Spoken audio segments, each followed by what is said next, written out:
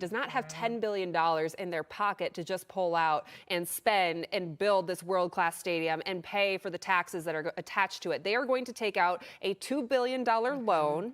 And George McCaskey talked about this. You know, they're frugal. You know, they've never had to do that before. That is not what they are comfortable doing. Yeah. It puts them in a very uneasy position, but they're willing to do it and contribute that $2 billion, whether it be in Arlington Heights or in Hammond, Indiana. But it's the after the fact. Yeah. It is that in Hammond is a lease to own, and the taxes would be astronomical in Arlington Heights, and they don't want to attach themselves to that and that uncertainty. Yeah, some tough family conversations that they have even had to have. And you mentioned Governor Pritzker. His statement says the Bears have built, and I think we have this where we can pull it up, the Bears have built a storied legacy in Illinois for over 100 years, but have spent the last 6 years, and especially the last few months, shifting their position on a stadium location. Here it is on your screen for you. That has hindered, he says, their progress.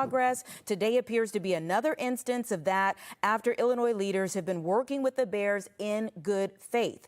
Governor Pritzker has always been clear that he wants the Bears to stay in Illinois and still remains open to a sensible solution that protects taxpayers. Now, when we talk about the solution and even this reference of good faith, I think, you know, like we've been saying, you kind of have to pick apart all of these different statements that we're getting out. And you can see there is a rub here for them even putting this type of statement out. The Bears putting this statement out that they are going with Hammond when Illinois has said, we're still working on it. And you're not technically at your deadline, that there is a rub that now they're saying Hammond here when he says we've been working in good faith. So I say that to say one of the major swirling issues has been Mayor Johnson. He is expected to speak any minute now. Just as soon as he does, we're going to bring in that sound for you live here on the show. But it has been a sticking point of the fact that conversations were had with Hammond, with the state of Indiana, with the state of Illinois, particularly for Arlington Heights. But this kind of this whistle in the background that was saying, still, Chicago is in play. Is it? Every time it came up, is it? Because that's not what we're hearing publicly, but is it? I mean, we're not privy to all of the conversations that are had, and Mayor Johnson has been adamant from the beginning that he put forth a plan. Governor Pritzker said it was not a plan, but that he put forth a plan that does include many of the things that are being talked about now. So the bit that we're hearing from Governor Pritzker, we've heard from Speaker Welch. We're definitely hearing from all of the people in Indiana, and we're getting ready to hear from Mayor Johnson. You wonder if this wheel is continuing to turn with Mayor Johnson still, sounding the alarm for Chicago. Do we get anywhere? So I think what you're referring to, too, is the fact that just from a sports standpoint, politics has become sports, sports has become politics because of this story. And so Mayor Johnson was on the 104.3 The Score this week talking about just that. You mentioned, or it was thrown out there, that there was a report that the Bears had been having private conversations with the city of Chicago, and no one knew the timeline of that. Right. It made it seem like it had happened end of May, and that maybe it was like this last-ditch effort to welcome them back in, while the Bears are releasing these statements saying, no, there are only two options on the table. It's Arlington Heights and it's Hammond, Indiana. And so there was some clarification made that those conversations happened at the end of April. So not really near the end. I think there was a report today that it was around like 6 calls that had been made from someone within the Bears organization to Mayor Johnson's team about opening up those conversations. And I think that made representatives down in Springfield feel some type of way. And that's what Governor Pritzker is referring to in his statement. Yes. And I think there's more to build on this because, you talked about deadlines. There really is no deadline. It's an ambiguous date because the Bears controlled the deadline. Yeah. Spring, summer, fall. No. Yeah, they've shifted it, right? It was 2025, then it's, spring, then it's late spring, early summer. And until they come to the decision, that is just an arbitrary number that they're throwing out there. And I think that's why there's a lot of confusion.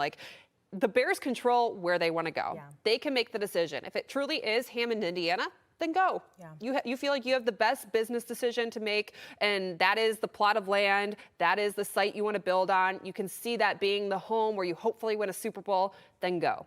If you still feel like Arlington Heights is in the mix, they're going to continue to play this game. And political reporter for Capital News Illinois, Brendan Moore, has some reporting that he's doing right now. He said, Senator Bill Cunningham tells me that the Bears president Kevin Warren called him this morning and told him they were putting out the statement about moving forward in Hammond, but Cunningham added this. He also said he looks forward to continuing discussions with me. And that's where it gets really confusing. That's where it is, yeah. Is it still leverage? Because the statement says they're focusing on Hammond, but they haven't put shovels in the ground. And I think the lack of trust from the public right now is waiting to see until they actually start this construction because of all the back and forth, the twists and turns, and the statements that have been put out to no actual action. Yeah. But there's still steps that would need to be taken, and we would know, as Mark Gannis was saying, probably pretty soon with Illinois legislators now that session has ended. It's the fact that there's always a but. Right. In everyone's, if there's still a comma,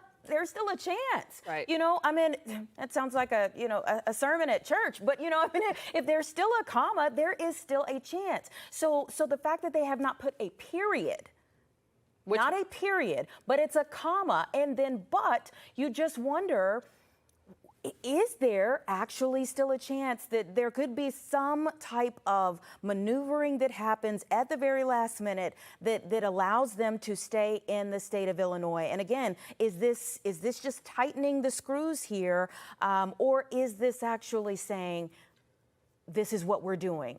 As long as there's a comma and a but, there's a question. So you would know this more than I would on the political side of things. They would have to call a special session. Yeah. And Mark Gannis is saying that could happen today if they wanted to. I think hearing more from Governor J.B. Pritzker would be beneficial. Some more legislators who I'm sure they're talking right now. And obviously with the Senate bill that was proposed late Sunday night into Monday morning, part of the reason it didn't go through is because the House didn't have the time to read the terms. And many people believe that if they had the time and they now can kind of process what everything meant, that they could potentially call a special session and pass that through the House as well. What do you know about that? Yeah. So we have, and I think I've tried to put this lightly, and Marganis maybe didn't even put it lightly, but these factions here within the state. And so even though you had this bill, you initially had a House bill that came, it passed through the House, it gets to the Senate, and there were so many revisions and getting it. Cam's bill, getting it through the House, that you thought, okay, well, when it gets to the Senate, maybe there's something happening. I mean, we've talked about the fatigue in all of this. Well, there was so much fatigue in it, even getting through the House, that you thought maybe after you've passed this huge hurdle of finally getting it through the House, that maybe there's a chance for it. Everyone gets excited. Now it's moving forward at the very least. There is some movement there. Then it gets to the Senate, and you get another huge bump in the road. And that goes back to the legislators from the Chicagoland area. I mean, from Chicago, really. Let me be more specific. From the Chicago area. So you wonder then, and this goes back into the Mayor Johnson of it all, what conversations were happening behind the scenes? We do know that Mayor Johnson went down to Springfield shortly after that. I mean, we spoke with State Senator Willie Preston. He's like, I'm a no vote on this. So as the no votes start adding up for those who represent Chicago, then this window starts opening up again of questions as to what is really going on. Factions. You get a lot of questions about the Chicago legislators, and then you get this bill from Senator Cunningham. Senator Cunningham's bill takes Cam's initial bill and narrows it in scope. All right, so we're not looking at a mega projects bill where this could be any type of mass corporation that comes around for years to come. We are specifically talking about the Bears. This is an effort to save the Bears, to make sure that they stay in the state of Illinois, which, of course, we were pointing toward Arlington Heights in saying all of that. And still, okay, the House says we do not have time. We do not have time. 135 pages. It is 4 a.m. in the morning on Monday. We do not have time to sift through all of this and to come to a conclusion, a unified conclusion at that. So many questions in the air. We're hearing from so many different players. Again, we've gotten statements from many of them, but we're also waiting on Mayor Johnson to speak at any moment. We're going to take a quick break and we'll be right back.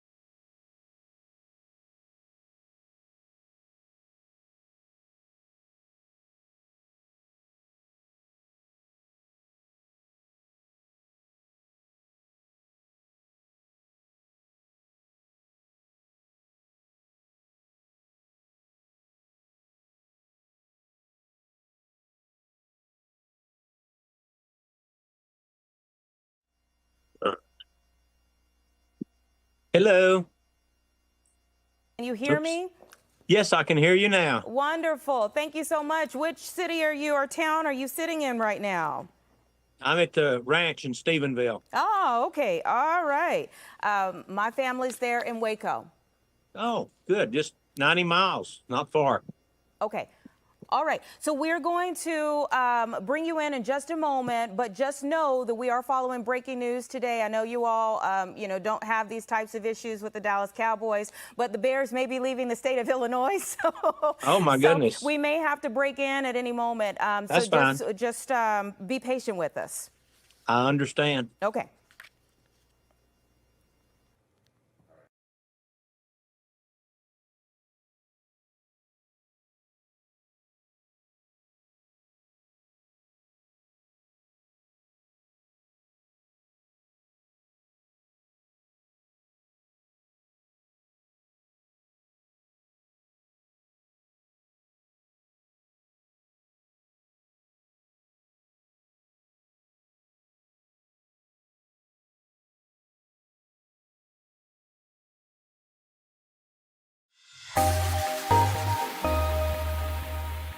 All right, welcome back, everyone. It's just about 1:20. Of course, we're continuing to follow our big story of the day, which is the Bears and their statement today that they have chosen Hammond, Indiana. We are waiting on Mayor Johnson, Chicago Mayor Johnson, to speak any moment here. But until he does, and we're going to bring that to you live just as soon as that happens, we do want to have a few conversations about some of the other big stories that we're kind of looking at today. One of those takes us down to Texas, and we have Commissioner of the Texas Department of Agriculture, Sid Miller, who is joining us right now. Thank you so much for your time. Good to be with you. Thank you very much. So I'm seeing flesh-eating screwworm returning to the U.S. after 60 years, threatening cattle. Give us maybe an overview of what we have here. Well, this is something out of a horror movie. You would see in a horror movie.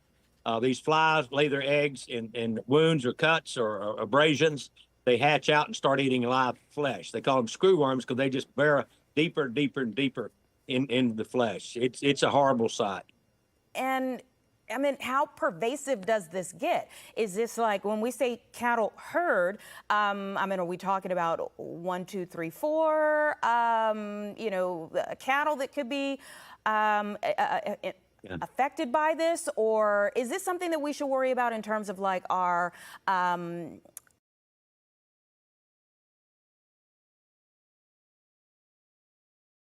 by this, or is this something that we should worry about in terms of like our overall supply throughout the country?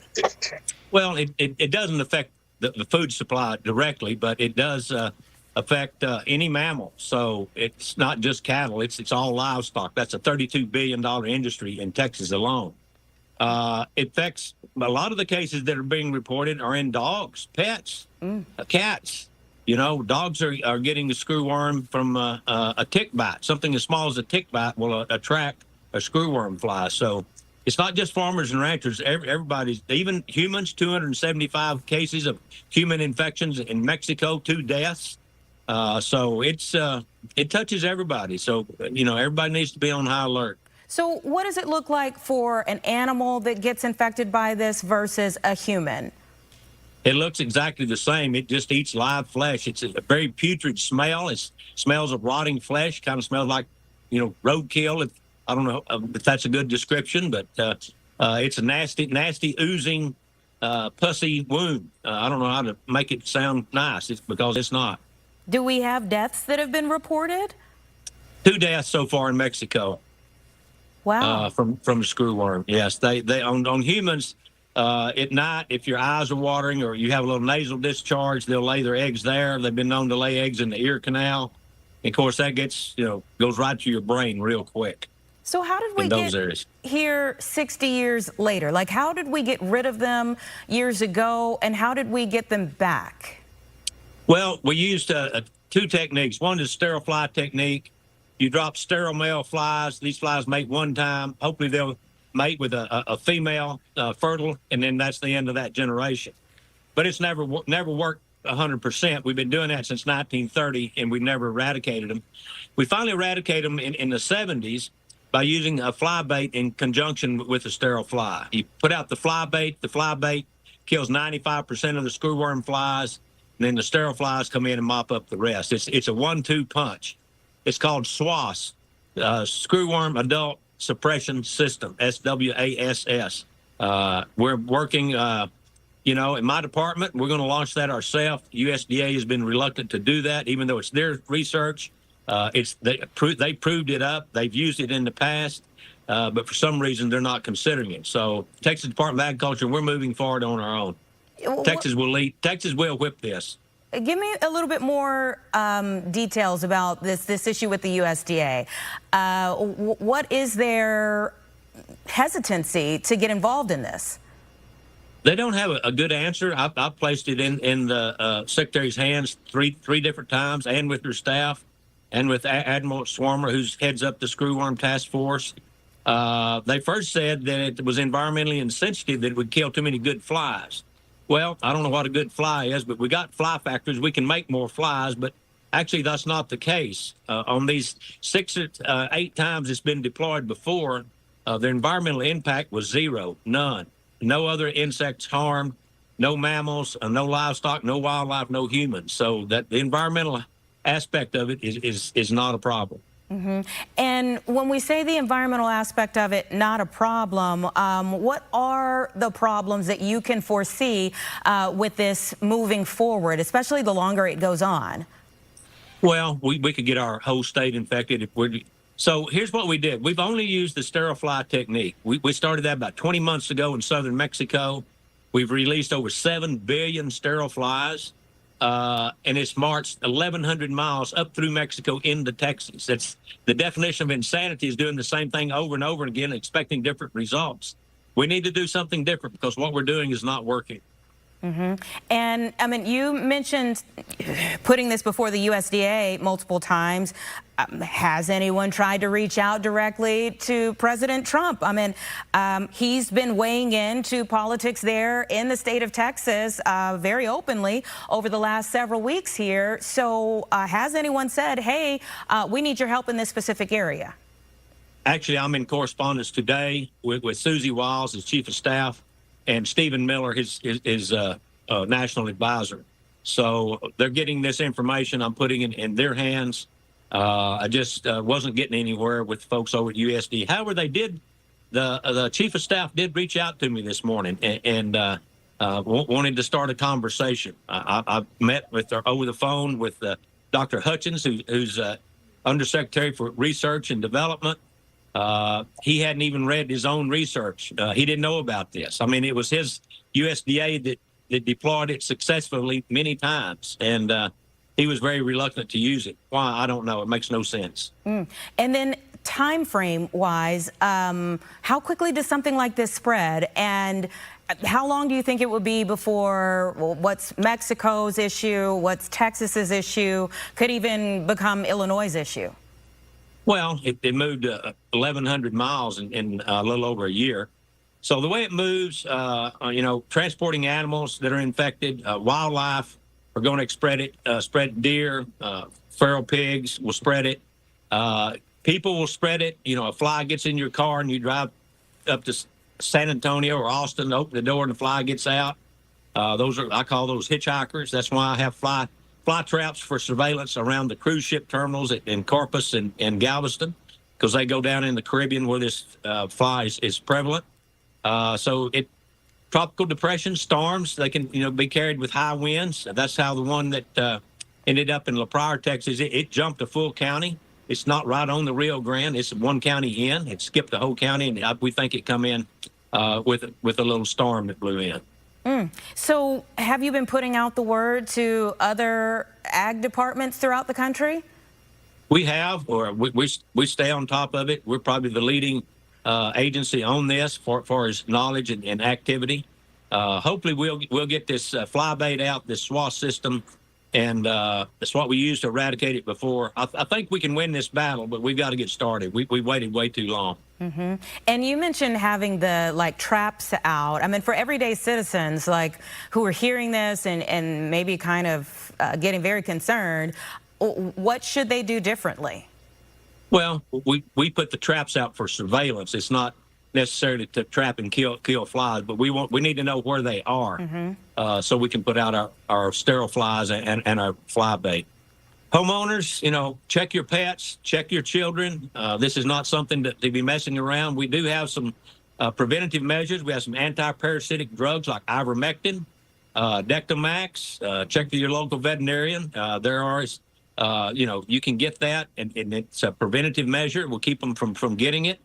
But everyone, not just livestock owners, wildlife enthusiasts, homeowners, pet owners, you need to be on high alert if you're living in South Texas right now. And is it just the rural areas, or when you say South Texas, yeah, sure, Galveston would be in there, but would it be for more metropolitan areas like Houston that wouldn't be too far away? And I think about that from the standpoint, okay, if it does travel, would it be more of an issue for our suburbs, or would it even be an issue for Chicago proper?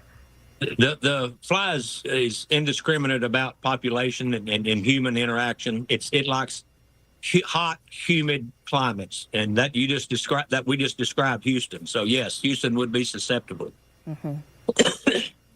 Well, thank you so much for telling us more about this. You know, and what you have seen over your time with the Ag Department, what level of, you know, what type of issue would you put this? Like, what type of level of issue would you put this?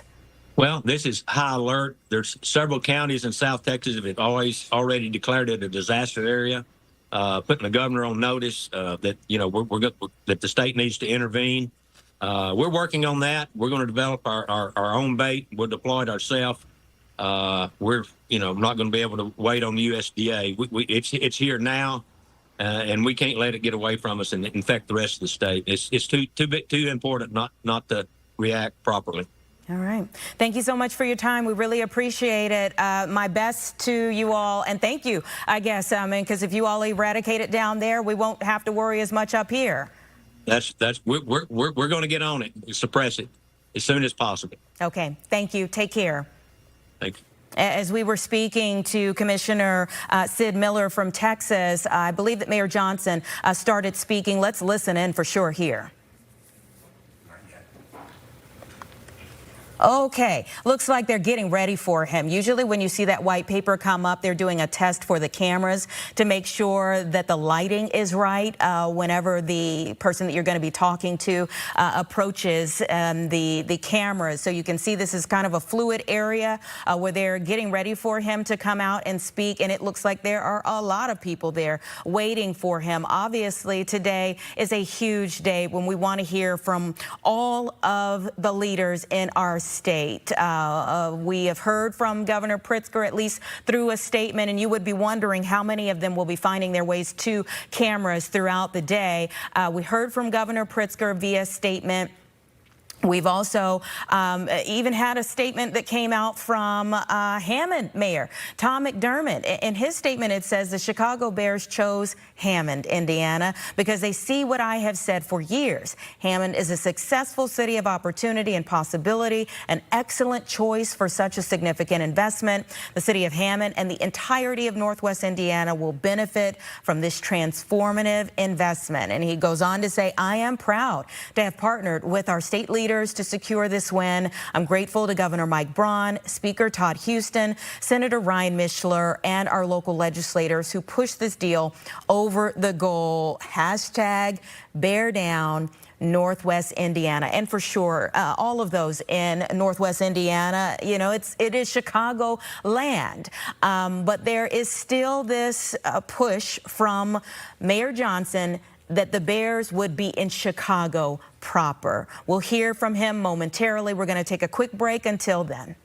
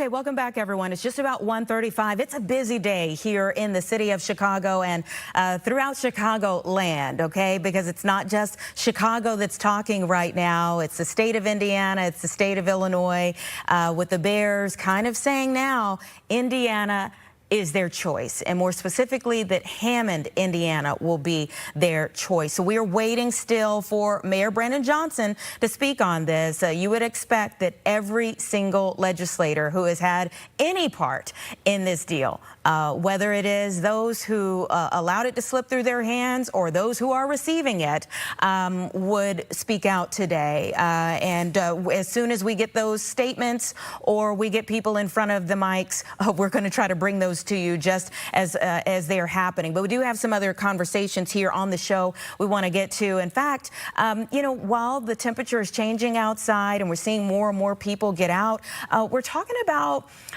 fishing, and not just any type of fishing. I have Nick Burkowski, who is joining us now to talk a little bit more about this. Thank you so much for your time. No problem. How are you doing? Doing okay, doing wonderful. You know, obviously this Bears conversation is kind of weighing on all of us, but you are the chief of our fisheries assessment and monitoring section for the U.S. Army Corps of Engineers. And we have this seasonal intensive monitoring event. Talk about this type of fishing, this electrofishing that's really risen to the top of conversation. So I'm a visual learner. I do have an image of an electrofishing boat that I'd like to share, if that's okay. Please. It'll make this conversation, I think, a little bit better. Are you seeing the picture? No. Oh, okay. Now we see it. Yes, we see it. Yep. So this is kind of our standard electrofishing boat. And the way this works is we have a generator on board that is behind the captain in the yellow shirt. That powers a control box that is that blue box right in front of him, which allows us to control the voltage, the watts that are going into the water, which then go from that box into these long probes that shoot out in front of the boat. These probes act as an anode, and then the boat itself is a cathode. So the electricity goes out into the water, back to the boat, temporarily stuns the fish. We're able to net them, place them in our live well, and then we can identify them, measure them, weigh them, count them, whatever needs to happen. Wow. That is not the fishing that I remember as a kid. Tell me, you know, as you all are studying this, some of the things that you've learned. Well, so I'm coming up to 15 years with the U.S. Army Corps of Engineers, and I'm a fellow Southsider, born and raised here in the region, so it's kind of fun. The seasonal intensive monitoring event in particular that you were talking about, Lake Calumet, I used to fish, you know, on my free time. You know, a lot of the work we've done has been focused on invasive carp monitoring and tracking their movements in the lower parts of the river. And basically, we've been able to identify new habitat types and locations where these fish are utilizing, and then we work with the state to then use their contracted commercial fishermen to pull those fish out. So, you know, every year we're learning new information, we're learning new techniques, new locations to maximize our efficiencies, to remove these fish, to make sure that they don't get into the Great Lakes. Yeah, and when you say to remove the fish, if people aren't following this issue of invasive carp, explain that in layman's terms for people. So essentially, invasive carp have been prolific throughout the Mississippi River and the Illinois River, and they are in extremely high abundances in certain parts of the Illinois River. And one of our control methods is we use contracted commercial fishermen to take them out of the water, with the idea of less fish in the water, less possibilities for those fish to actually move and make it into new habitat types.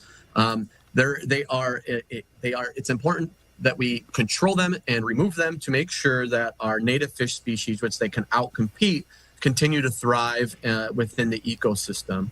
And also, they've not made it into the Great Lakes yet, and that's something we want to make sure that does not happen in the future. And what do you think it says about our waterways, Lake Calumet or others, that we're at this point? Well, Lake Calumet has always been sort of within the region. It's always been a pretty prolific habitat type for native species. A lot of our perch reproduce in those areas. We see a lot of smallmouth. We've seen northern pike. Actually, there's a lot of local bass tournaments that occur in those areas just because the fish are in such good size and good numbers. It's just important that we don't get those fish, don't allow those invasive carp to get into those areas and then impact our native fish species that are prolific within the Lake Calumet region. And so where do you all take, when you do the monitoring, what happens next for you all? So we monitor from Joliet all the way up through like Lockport area, and then we go up through the North Shore Channel and Lake Calumet. So all the way basically up to Evanston and up towards the south side of Chicago for invasive carp. Primarily our work focuses downstream the electric dispersal barrier here in Romeoville, Illinois, to make sure that we don't find invasive carp in the region.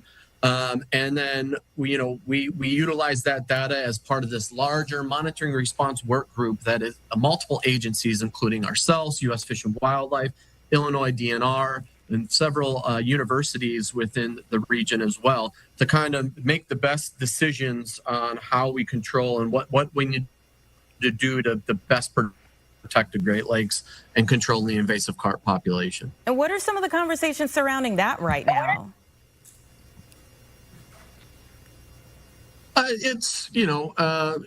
So far things have been looking pretty good. I think we've got a pretty good handle on it. Every year we meet and actually reconvene to see if there's any lessons learned that can be applied to the following year to make sure that things are looking good.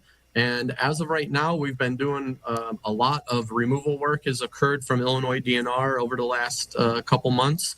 But it is the warmer season where they tend to disperse a little bit, and they're a little bit harder to catch. So we're keeping an eye on them, and we'll keep people posted. And you can visit the ICRCC, which is the Invasive Carp Regional Coordinating Committee. Sorry, that's a mouthful.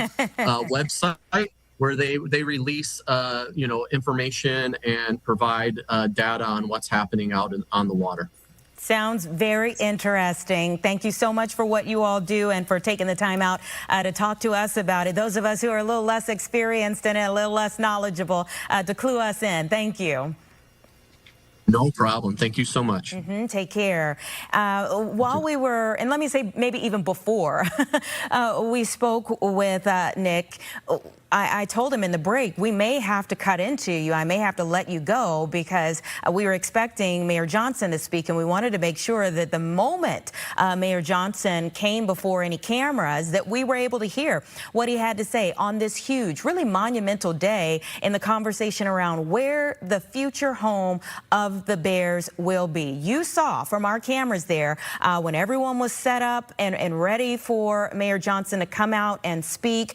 But the last thing that I just heard was that Mayor Johnson left out the back door of that event and that his security detail is gone. So we will not be hearing, at least in that setting, from Mayor Johnson today. Obviously, we're going to try to find any opportunity today to speak with him, to have him before any cameras, to talk about his part in all of what we have seen play out over the last several weeks especially, but even further back than that, the last couple of years here. I'll let you know that even though we didn't have him in front of the cameras there, the last statement that we have gotten from him was around 11:48, so we're 1:48, so 2 hours ago, when we got a statement from him, and it says, over the last several years, the Bears have stated their intentions in multiple jurisdictions. Today's announcement is not surprising. It's also not surprising that the Bears officials have stated this vote does not mean a move to Hammond is a done deal.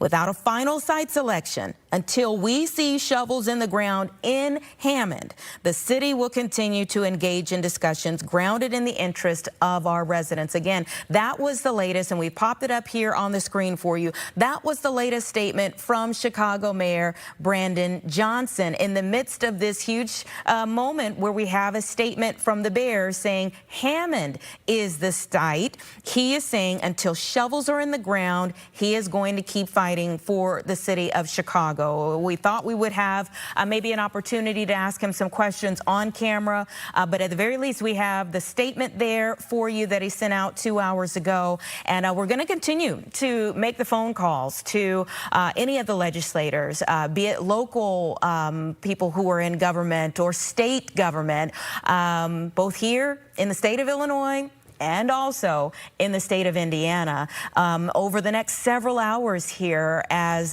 we have waited for quite some time.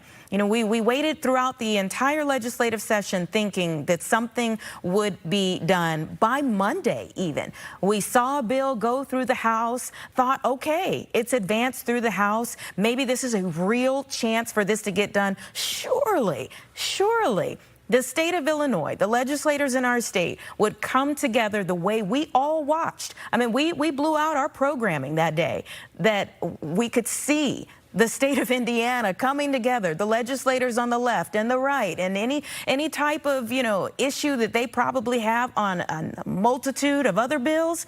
They said, put it all to the side. We need to get this deal done for the Bears, and that they did. Our legislators here in this state did not do so much. And we have Phil Talon from the Indiana Visitors Bureau who is joining us now.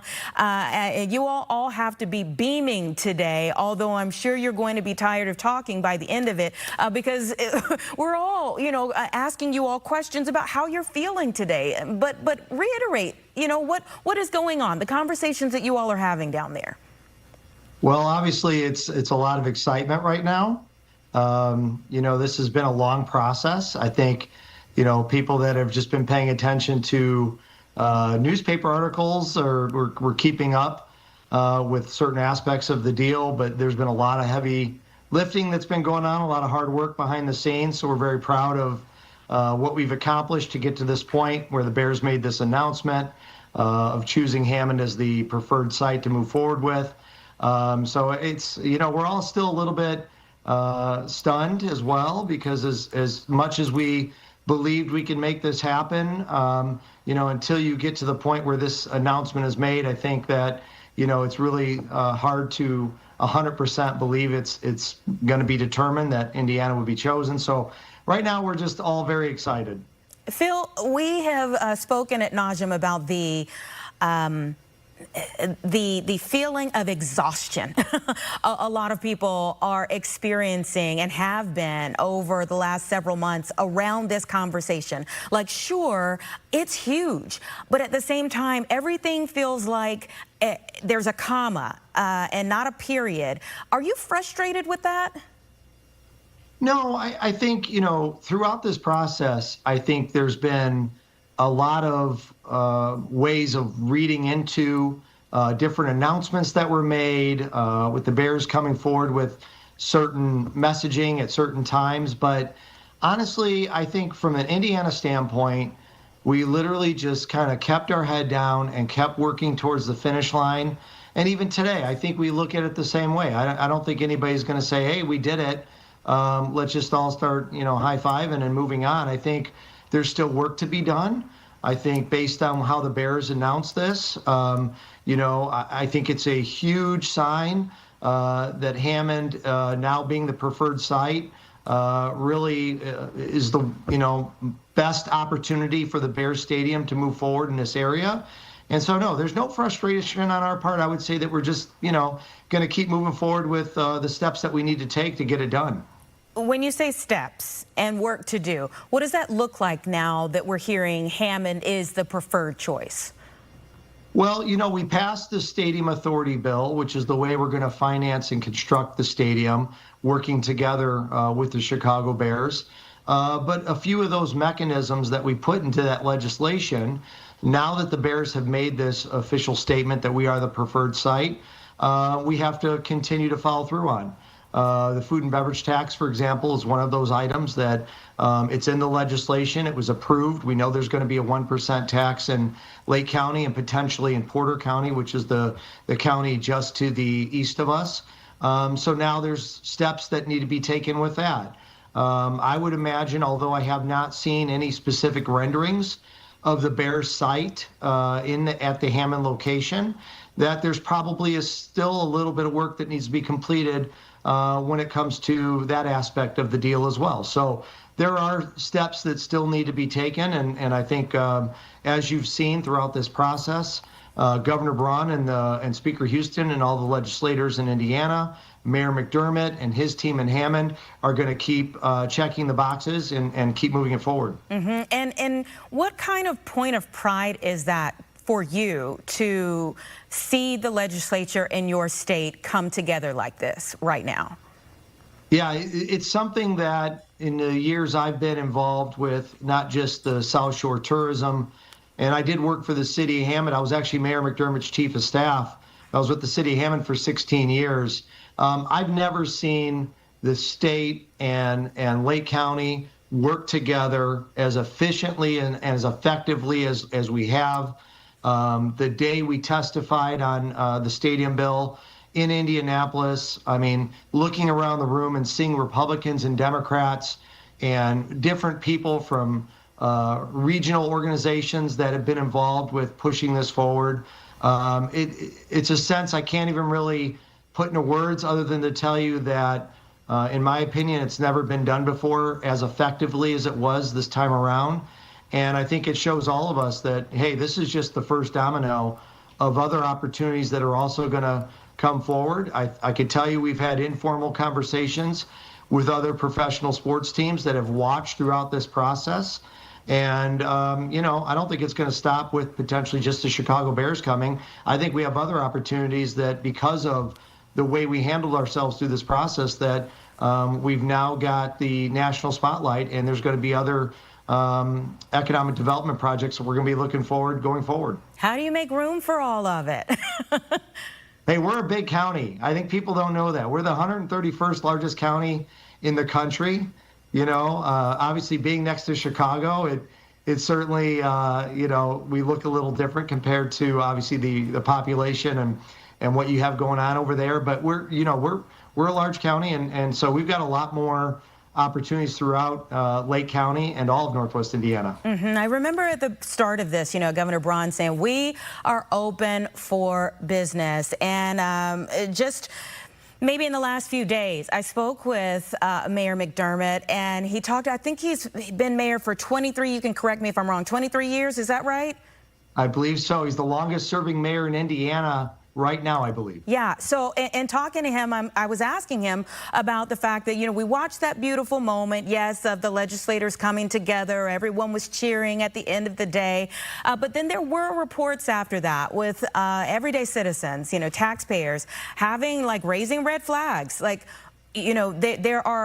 there is a business condition, an environment, let me say it that way, an environment there in Indiana that you all also hold fast to, which is a low tax environment. And does it look different if you start adding in all of these components, the things that people may cross the state line for from Illinois, saying too many taxes, too much coming out of my pocket, and they're running to Indiana? Does that make them not just want to come back because it starts to look the very same? That's a great question, and I'm glad you asked that. So I think part of the reason that we're in the place that we are today, where the Bears made this announcement, is because we created an environment that was ready for this type of opportunity. To give you one example of that, our innkeeper's tax right now is at 5%. I believe in the city of Chicago, it's around 17.5%, and maybe even 19% if you have a tourism improvement district. So for us to go from 5% to 10%, which is just matching what they have in Marion County, where Indianapolis is, for example, where Lucas Oil Stadium is, where they kind of took the same deal that they did for the Indianapolis Colts and matched it for the Chicago Bears. I would say that's the reason that we're able to get this done as quickly as we did, because we had that low tax environment, and I believe we still will. Going to 10% puts us on par with a lot of other communities out there, specifically ones that have a national attraction like the Chicago Bears.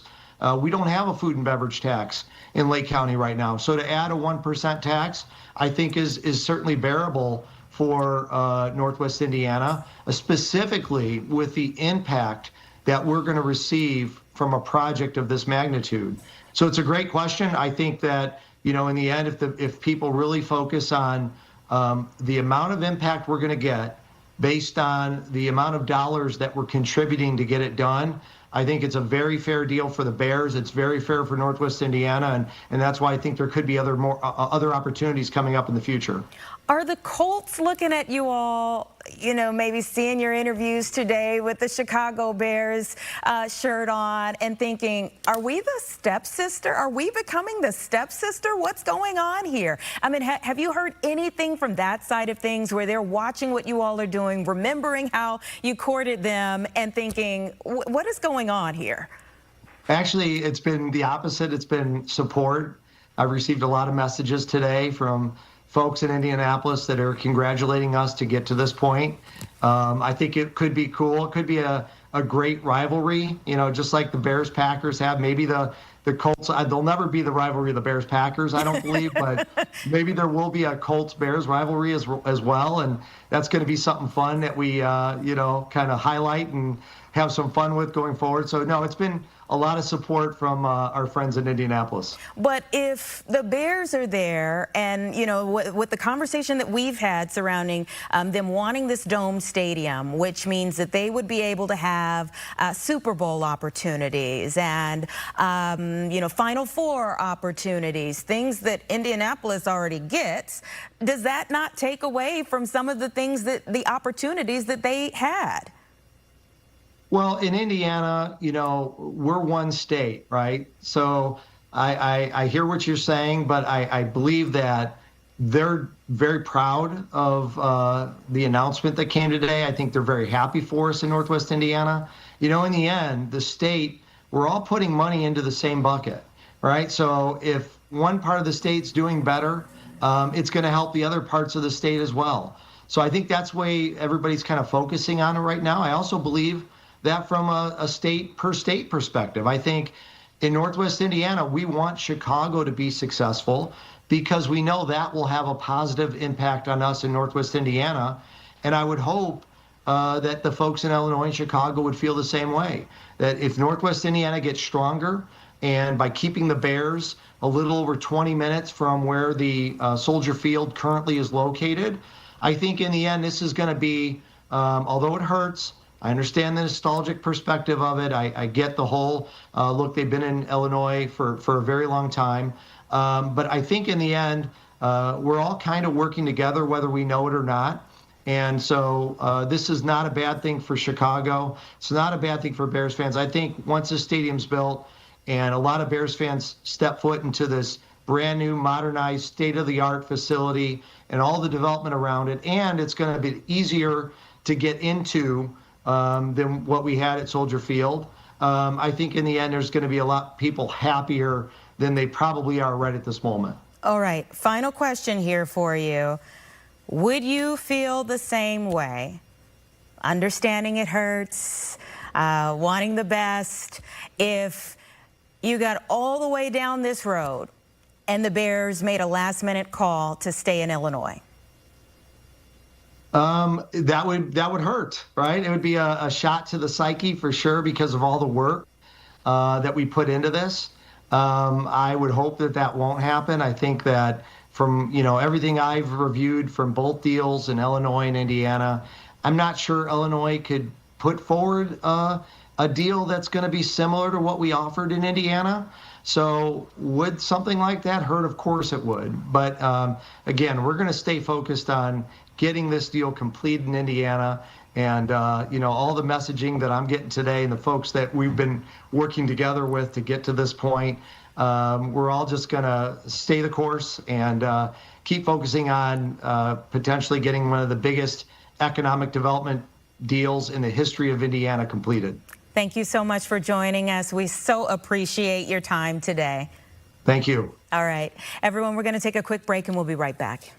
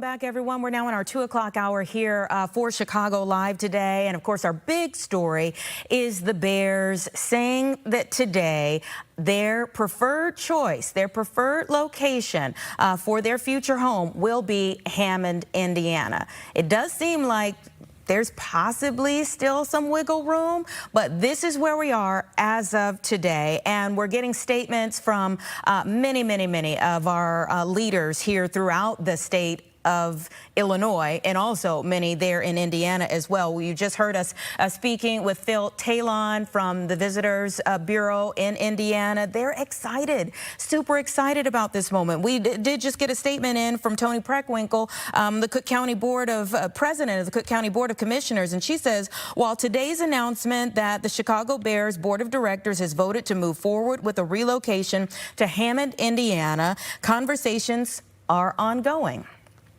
Cook County remains willing to engage with team ownership and state leaders to explore a path that keeps the Bears in Illinois. As those conversations continue, I am committed to solutions that protect taxpayer dollars while continuing to support the legacy of the Bears in our state. Again, that's Toni Preckwinkle, the president of the Cook County Board of Commissioners, weighing in here on what now will continue to be a debate as to whether the statement that the Bears put out, whether it's final or whether there is still some room for Illinois to make a play before their expectation of a late spring, early summer deadline actually rolls around. The jury is still out on that. But again, as we get these statements in, or if we get anyone in front of a camera who's willing to stay in front of the camera, we're going to bring their comments to you. We're going to press on with our conversations in the meantime here. Yesterday we had a long running situation on I-290, right there at the I-294 interchange, I-290, I-80, I-294, all of it in a bottleneck for hours when we had a vehicle that we were trying to figure out what exactly was happening. We knew that the vehicle was stopped on the road. We found out that it was a deadly situation, but all we could say was that it was a situation for so many hours as we watch bomb technicians come out and suit up and walk closely to it and try to clear it.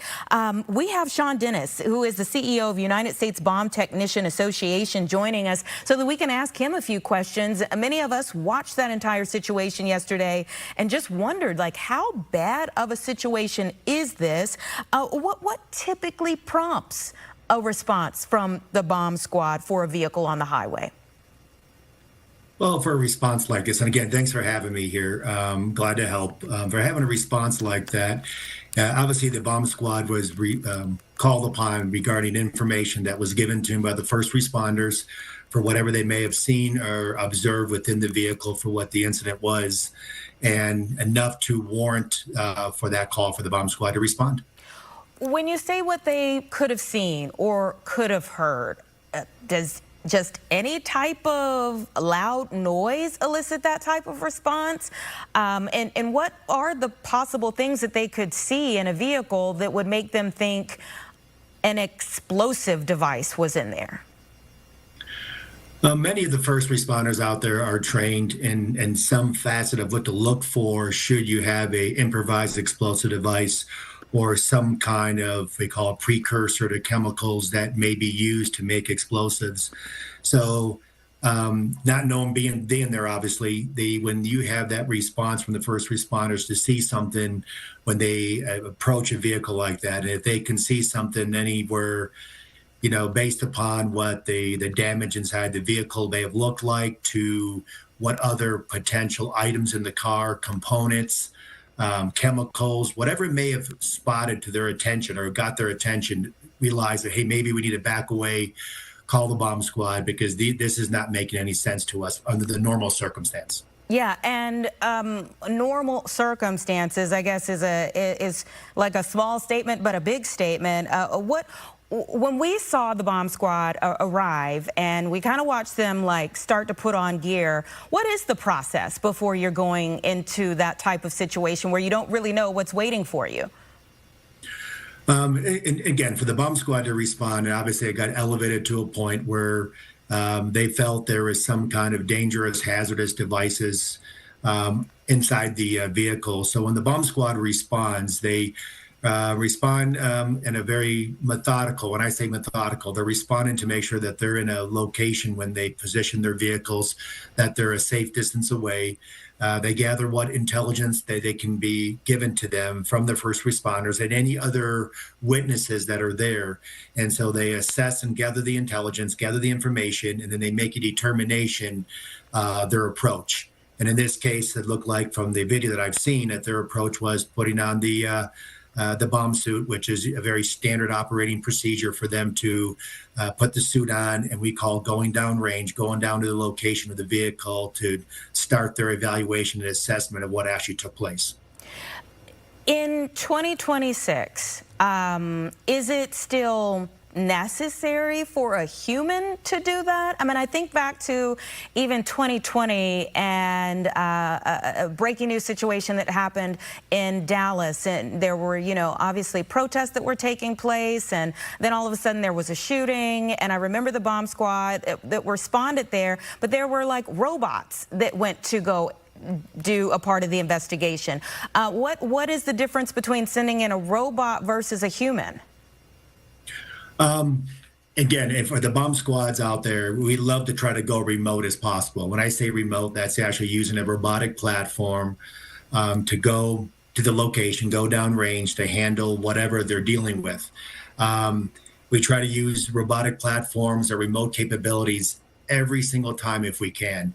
But there are circumstances, again, based upon the information that we feel sometimes robotic platforms don't have those capabilities of actually reaching into a vehicle, looking into a car. They have cameras, they have, we call arms to reach and to look around, but they won't be as thorough as probably somebody who, not probably, but somebody who actually is in the bomb suit looking in there, because they can look for things in a better view than what we can get on a camera on a robotic platform. And even with that being said, if a robotic platform is able to be used to even render safe something that's in the car or somewhere around the car, regardless, the bomb technician still has to suit up and go down range to do a final assessment to make sure that it is actually safe to go down toward the vehicle or go down range to deal with that vehicle. And since our watching all of that play out yesterday, we did get information from federal investigators that said they determined that the incident that shut down I-290 near Mannheim Road on Thursday was an explosion that killed one person. How odd is that to you that we had a situation like this play out on the highway? I mean, even when we were watching, you kind of thought, all right, well, the vehicle is still intact, so could it actually be an explosive device? Be it what you saw in the videos, what you're hearing, what the information we're getting from the federal investigators, is this odd to you? Not necessarily odd. I mean, you could have a lot of factors. I mean, from my experiences, and I've been doing this for over 30 years, being a former bomb squad commander myself and having teams respond to a situation like this where you're, when it's in a vehicle like that, depends. It could have been, and I'm just speculating, right? Could be anything from somebody of a chemical in nature, that chemicals combine and cause some kind of detonation, or somebody may have actually had an improvised explosive device with using for whatever intentions. Could have been illegal intentions, could have been where they were just playing around, learning from the internet, unfortunately, or a mixture of all the above. So it's not, I wouldn't be surprised by this because of the capabilities of the internet and people learning how to make things that can go boom, even if they may not have good intentions or being bad intentions. They may have been going somewhere to play around, and but that's still illegal to some degree. But so I wouldn't say I'm not surprised by anything by this. It's a lot of different configuration that could have took place here. Very interesting. And we know that the FBI was coordinating in their investigation with the Bureau of Alcohol, Tobacco, Firearms, and Explosives, Illinois State Police. I mean, we saw so many agencies out there. What is that like? I mean, you were a commander, so what is that like when you have a scene? We obviously see things maybe from a sitcom perspective where there's a lot of jostling for who's in charge, those types of things. But really, in practicality, what is it like when you have that moment where you don't really know initially what you're working with, but you have all of these different entities that come to respond? Actually, it's a great feeling. It's impressive. The FBI, the ATF, your state and local bomb technicians. The FBI has bomb technicians, special agent bomb technicians. The ATF does too. They work extremely well together, and they're very well trained together. And it's a good feeling. And I say good feelings, that's because you're working with those folks to come up with the best solution, the best answer to the problem that you're facing, and having all those resources and those incredible resources from the FBI and the ATF, and state and locals always need those resources. Even though usually we're the first ones to respond, but knowing that the ATF and FBI are there to provide that assistance with their expertise, and it's incredible what they're able to do and provide. That it's a team effort, really, and I think having all those folks there just shows you the importance of whatever they were dealing with. That they took it seriously, and they were trying to handle the situation the best way possible and as safely as possible, not just for the bomb techs or for those dealing with the situation, but for the public in general. The main focus is to protect the public. And I think that's why you have those kind of resources that gather all together in a situation like this. There were evidence markers everywhere, both sides of the highway. I mean, the highest number I think I personally saw was like 34, but clearly there could have been way more than that. How do you go from pieces of an investigation all over the highway, and what changes with that type of expansive environment that you're working with moving forward in the investigation?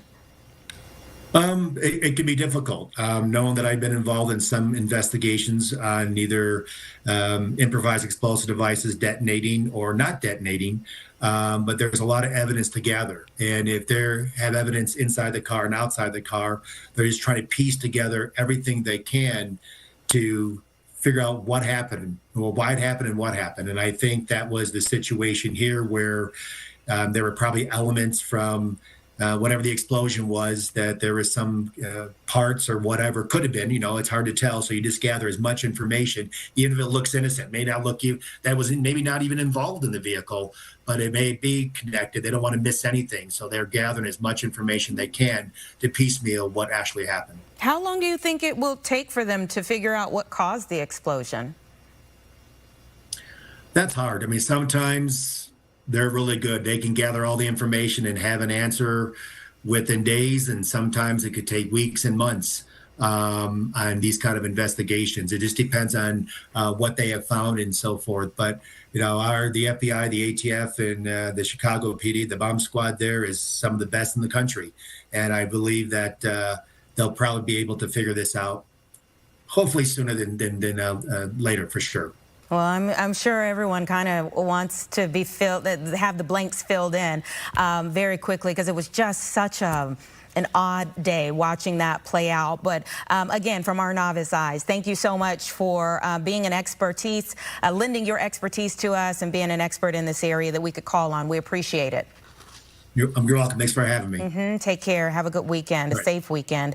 That was Sean Dennis, again, the CEO for United States Bomb Technician Association. And just to kind of circle back to that development that we had today, which is that authorities not releasing the identity. They are saying, yes, it was an explosion that happened on the highway yesterday on I-290, but authorities not releasing the identity of the person who died. The Cook County Medical Examiner's Office is expected to provide additional information regarding the actual manner of death. And we know that the vehicle was removed from that scene. Obviously, people can travel freely today, but that investigation remains ongoing, and you can be sure that we'll be staying on top of it, both here on the air, online as well, and updating these portions of what we get on our website. We have that article there for you. Obviously, a lot of people wanting to know more about it, so it is one of our trending topics on our website, fox32chicago.com. We're going to take a 2-minute break, everybody, and then we'll press forward.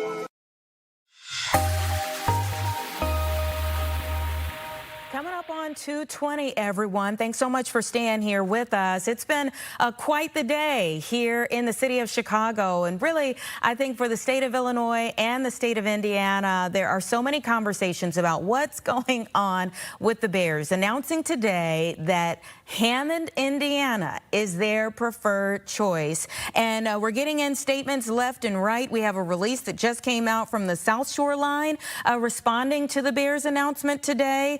They say that they are encouraged by recent developments involving the Chicago Bears' exploration of a potential new stadium location in Hammond, Indiana, following the team's board of directors vote to advance the option for further consideration, while the Bears have not yet made a final decision.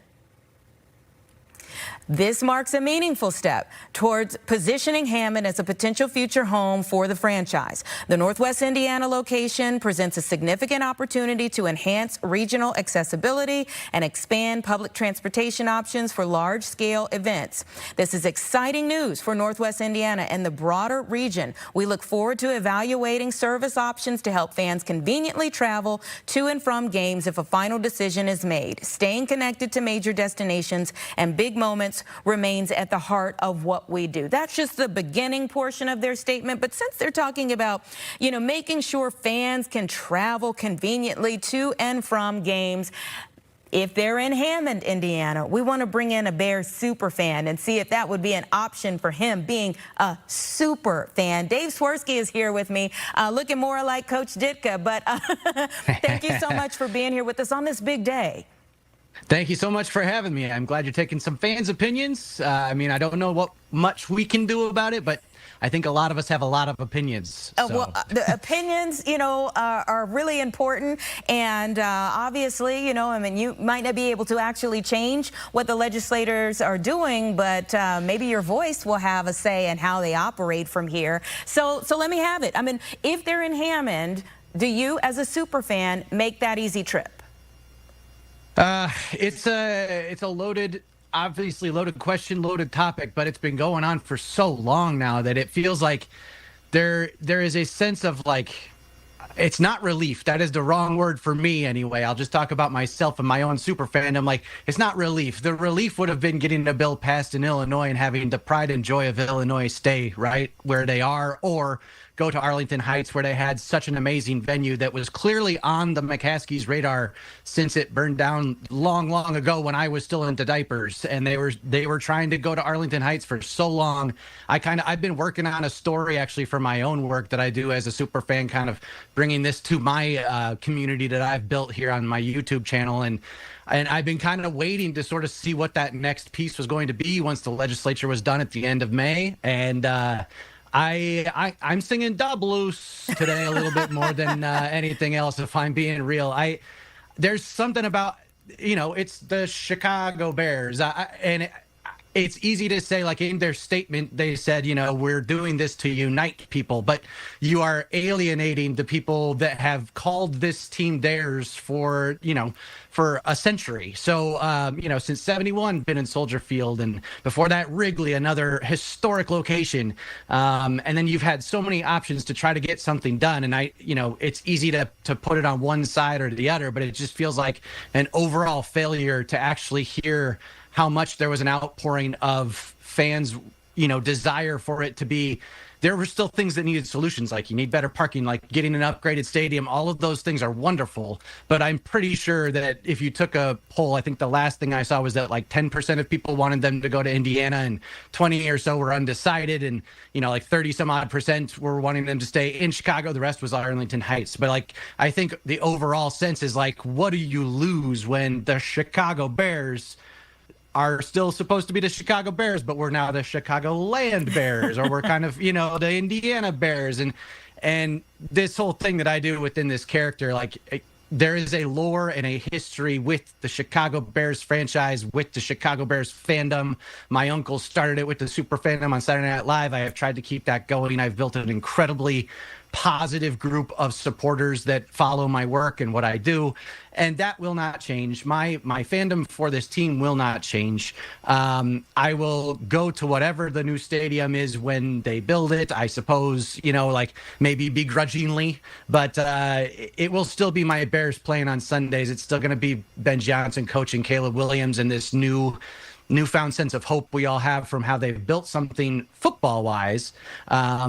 The experience of a fan going to the stadium, there is going to be nothing that replaces being on the lake, seeing the skyline behind you or in front of you to wherever you are sitting, having that wind hit you in the face, the elements that we saw in action against the Rams in the playoffs last season. There's just, it's adjacent. And I know a lot of stadiums have done this. New York is New Jersey, and even Los Angeles with SoFi. They built that in the city of industry technically, but Los Angeles is different because it's just spread out, to all ends. So literally everything is kind of still LA.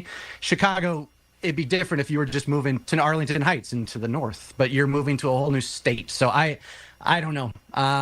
It sounds like there's still some stuff they got to work out, building on top of a slag heap and all of the other things that there's some environmental concerns and other things. And I still I'm crossing my digits that there's some sort of, Hail Mary. We've seen Caleb make some miracles, maybe somehow, some way. JB Pritzker makes a miracle last minute throw and they keep him here. It doesn't feel like it's going to happen. So I'm trying to accept it while also feeling frustrated. Sorry, that was a long exposition, my friend. We got time. That's why we called you, my friend.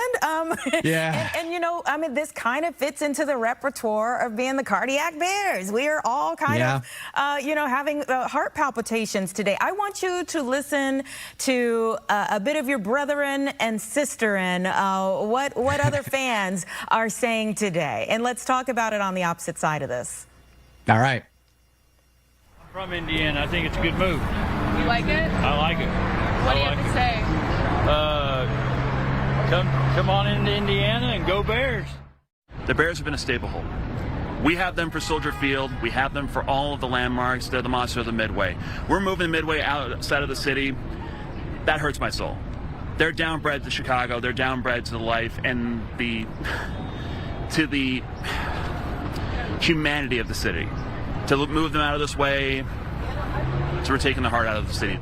I'm the Banera at Soldier Field, but it'll be good for them to have more capacity, I guess, clear up the traffic downtown. But I don't know, Soldier Field's iconic with the Bears, so it'll be sad to see them go. Northwest Indiana people, the region people have always been Bears fans, so it's a natural place for us. All right, so emotions are all over the place. You're hearing from those who are in Indiana, from Northwest Indiana. They're like, hey, we're Chicagoland. We always, have been a part of this. And then you're hearing from others who talk about it being the soul of the city, the humanity of the city. As you're listening to them, what are your thoughts? From the perspective of somebody who grew up in Indiana and was close and has always been a Bears fan, like, I don't begrudge them being excited at all. That totally makes sense. Like, to get another, like, the founding franchise to come over and be a part of your state, that's great. And so, like, I don't, the two gentlemen that definitely were like, hey, welcome to Indiana, let's go. That's awesome. The second gentleman that spoke is I feel a kindred spirit with how he spoke about it, because it's the heart and soul. I mean, you got the two baseball teams that somewhat divide the city, and you got the Blackhawks and the Bulls, obviously, that are city teams. But like the Bears it's a Bears town, and anyone who's spent any time there, whether you live there, you just come to visit, like, it's a Bears town, and I don't think that will change. I think the emotions are going to run high for a very long time here. What I will say to anybody, like, I have a lot of fans who reach out to me. I do like cameos for people's kids and things on their birthdays and stuff. And what's been really cool and what I've tried to do with this character is try to meet generations together over our super fandom. So, my uncle's generation had Ditka and had the Super Bowl victory that we still talk about to this day from '85, and there's so much history with this franchise, with Butkus back to Hallis and everything else, and that won't change. That history remains, but there is just something about Soldier Field. So what I tell these people that follow me that are saying, like, hey, we're going to go to our first game at Soldier this year, it's like, enjoy that while you can. I think that in the near term, there won't be a stadium for a few years for sure. So Soldier Field will remain this home for a while. What I would love to see is the Bears, do what I feel like they can do. I tend to be a very positive super fan. I try really hard to avoid the negativity and to just think of all the greatness and how much I love this team and what they've built. And there is a real potential for us to see some fireworks from this team in the near future with how it's built, with young talent. We've made some salary cap decisions. Like DJ Moore was one of my favorite players. We had to see him go over salary cap. But that's in favor of, new, younger receivers who are very, very talented, and second year in an offense that we've developed. So, like, football-wise, again, it's a very exciting time to be a Bears fan. Like, the most exciting time I can remember in my whole life. I very much remember our Super Bowl with the Devin Hester run back, and then we got kind of trounced after that run back. So this is, I think, the most sustained excitement I've had for what we are building. This was just that last piece of the puzzle that's just been so up in the air, and then to have so many magical, huge moments last season in Soldier Field just sort of reproved how much that venue means to this fan base. If it doesn't mean that to the ownership and to the board of directors. I'm sorry, I looked it up. All board of directors, there are two names that do not have the name McCaskey on that board of directors. One is Kevin Warren, and the other one is the owner of Aon. So, like, that board of directors who voted for this to be are not. I know that they are fans, clearly. And I've met George. He's a wonderful, sweet guy. But for a man of the people, who I think he tends to say that he is, this is a decision that will upset a lot of those people. And yes, we will always bleed blue and orange. Like, that's never going to change. I've had to move around in my life, but the Bears have been there from the start. And going to see a game now in Indiana just feels weird. I don't know. And maybe all the niceties of a new stadium, like, that's all going to be fantastic. Like, but everybody was excited for that. That was a given. Like, you build a non-spaceship hybrid weird stadium, and it's brand new and everything's great and there's parking and all of that, and we have public transit that gets there and gets out, trying to make people's lives easier. Like, all of that, everybody's excited about. We were excited about that from the get-go when they said they were going to have a shovel in the ground last year, and they said they were going to have a shovel in the ground the year before, and they said they were going to have a shovel in the ground the year before. And so that part is eventually, I'm sure fans can come around to being excited about it no matter where that ends up being. But that doesn't take the sting away from a fan base that is just so loyal to this team. And it feels a little bit like that loyalty was, in my opinion, I don't know, I won't speak for anybody else, like somewhat taken advantage of. It's like, I read George's comments where it's like, you know, the Republic still stands after the Jets and the Giants moved to Jersey. And it's like, sure, but we don't want to be the Jets or the Giants. Like, we're the Chicago Bears. So I'm very frustrated. I don't know. They might have to start serving breaded pork tenderloins at the concession stand rather than deep dish pizza or tavern style. I don't know what kind of beer they'll serve over there, but it won't be, you know, old style. I know it's gone away, but it's just, I don't know. There's a lore to this fandom and a lore to this team.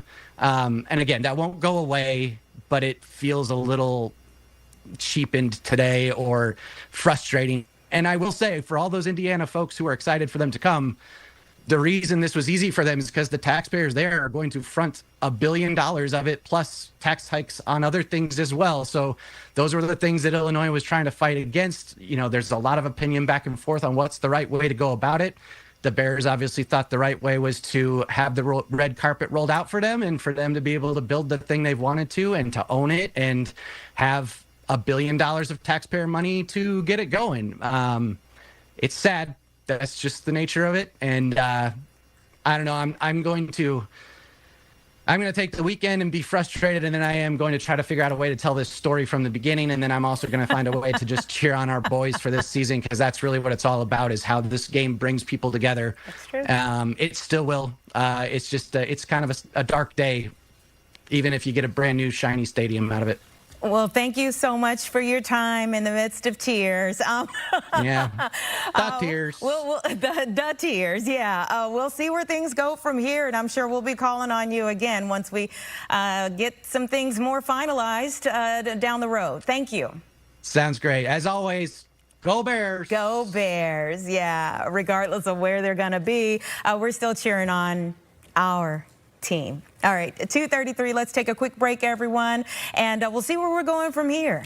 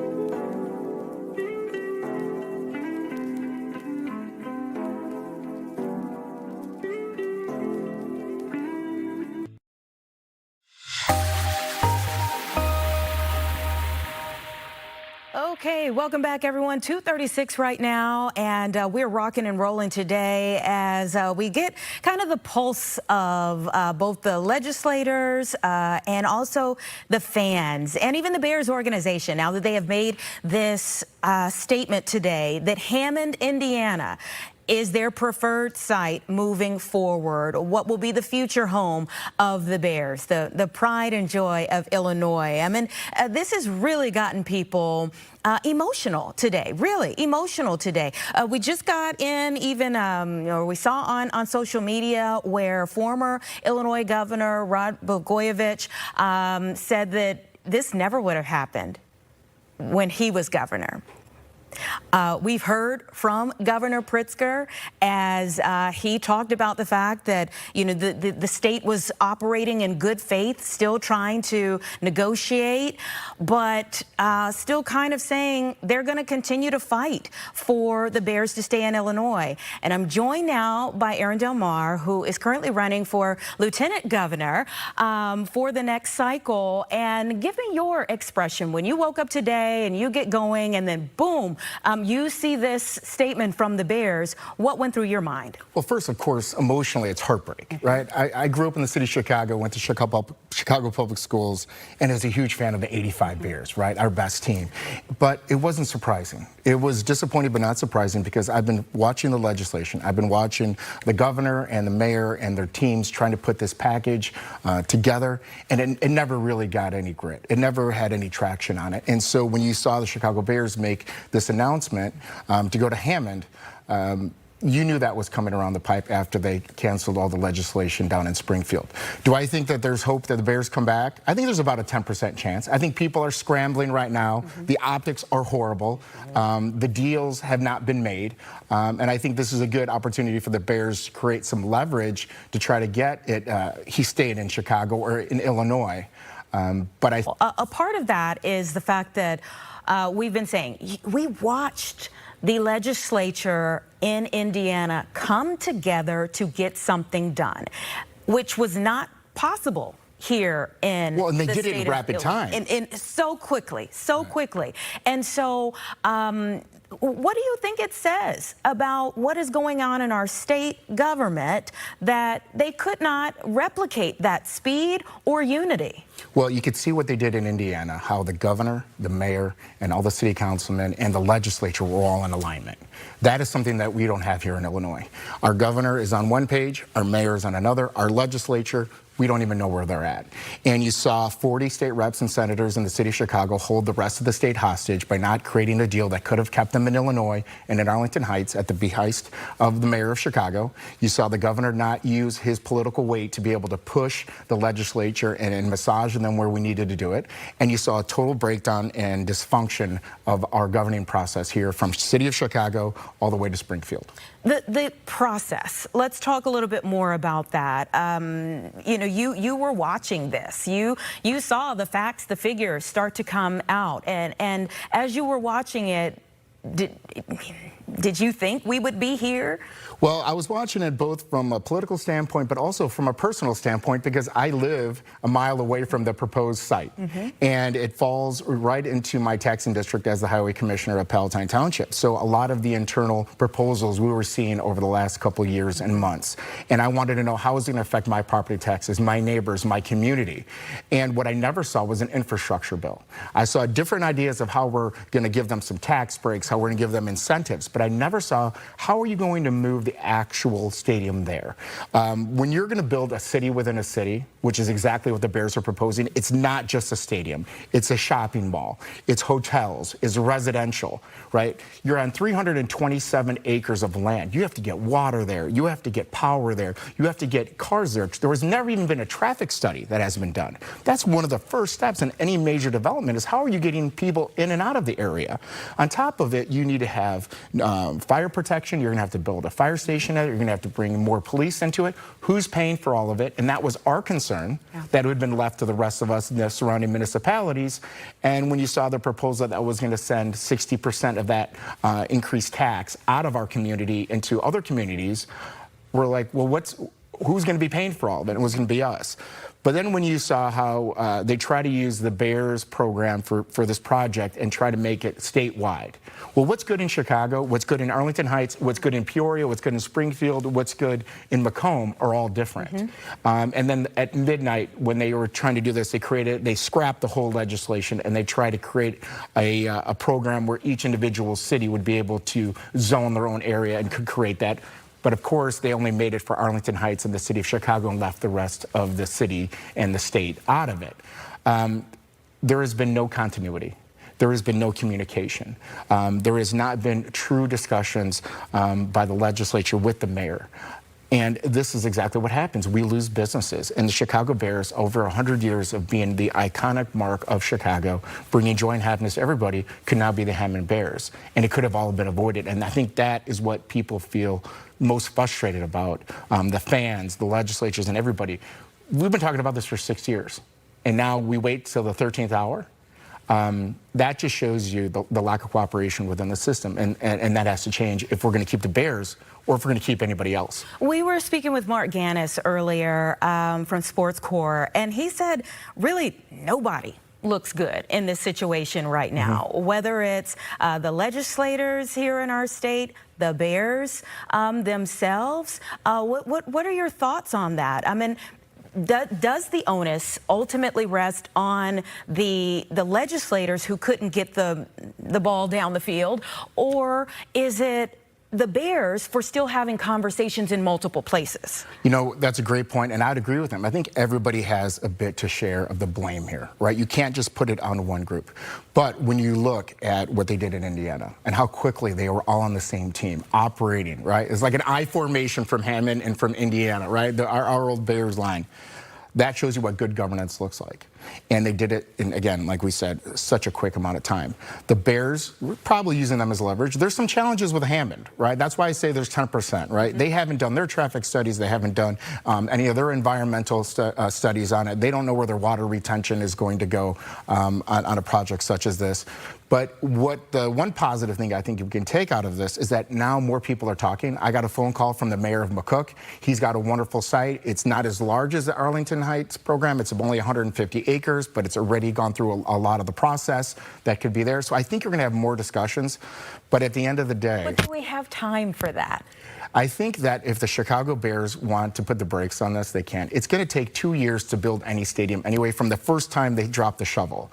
So we do have a little bit of time, but you know what they are doing? They want to get the tempo up. So by putting out this press statement, kind of dropping that grenade and stepping back and watching of what's happening, now people are moving. Now people are paying attention, but now they're creating political pressure. And I start to think that you're going to see the legislature, the governor, and the mayor start moving a little bit quicker. Yeah, I mean, if we're all still going in, if we haven't gotten in the formation, right, and we're all still pushing for our individual wants or needs instead of coalescing around one specific location, and we're still hearing from Mayor Johnson. I believe we can pull up Mayor Johnson's statement even today. I think he sent it around 11:48, where he's still pushing for Chicago. Here it is on your screen right here. It says, over the last several years, the Bears have stated their intentions in multiple jurisdictions, to your point.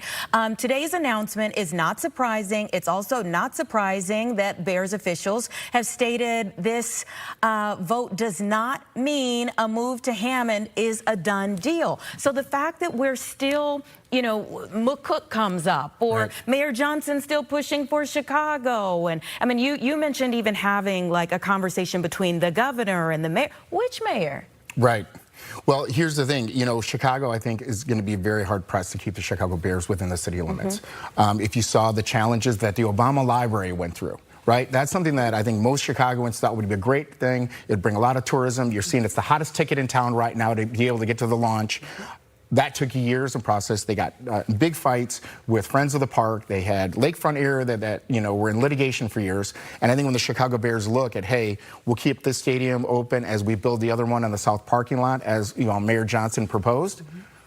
The Friends of the Park aren't going to go for that. They don't even want the Soldier Field there. And so tying that up in litigation is something. The regulation of it, getting the city council to approve it, getting Springfield to approve any pilot, payment in lieu of taxes program, any infrastructure bill that's going, and they don't have enough land.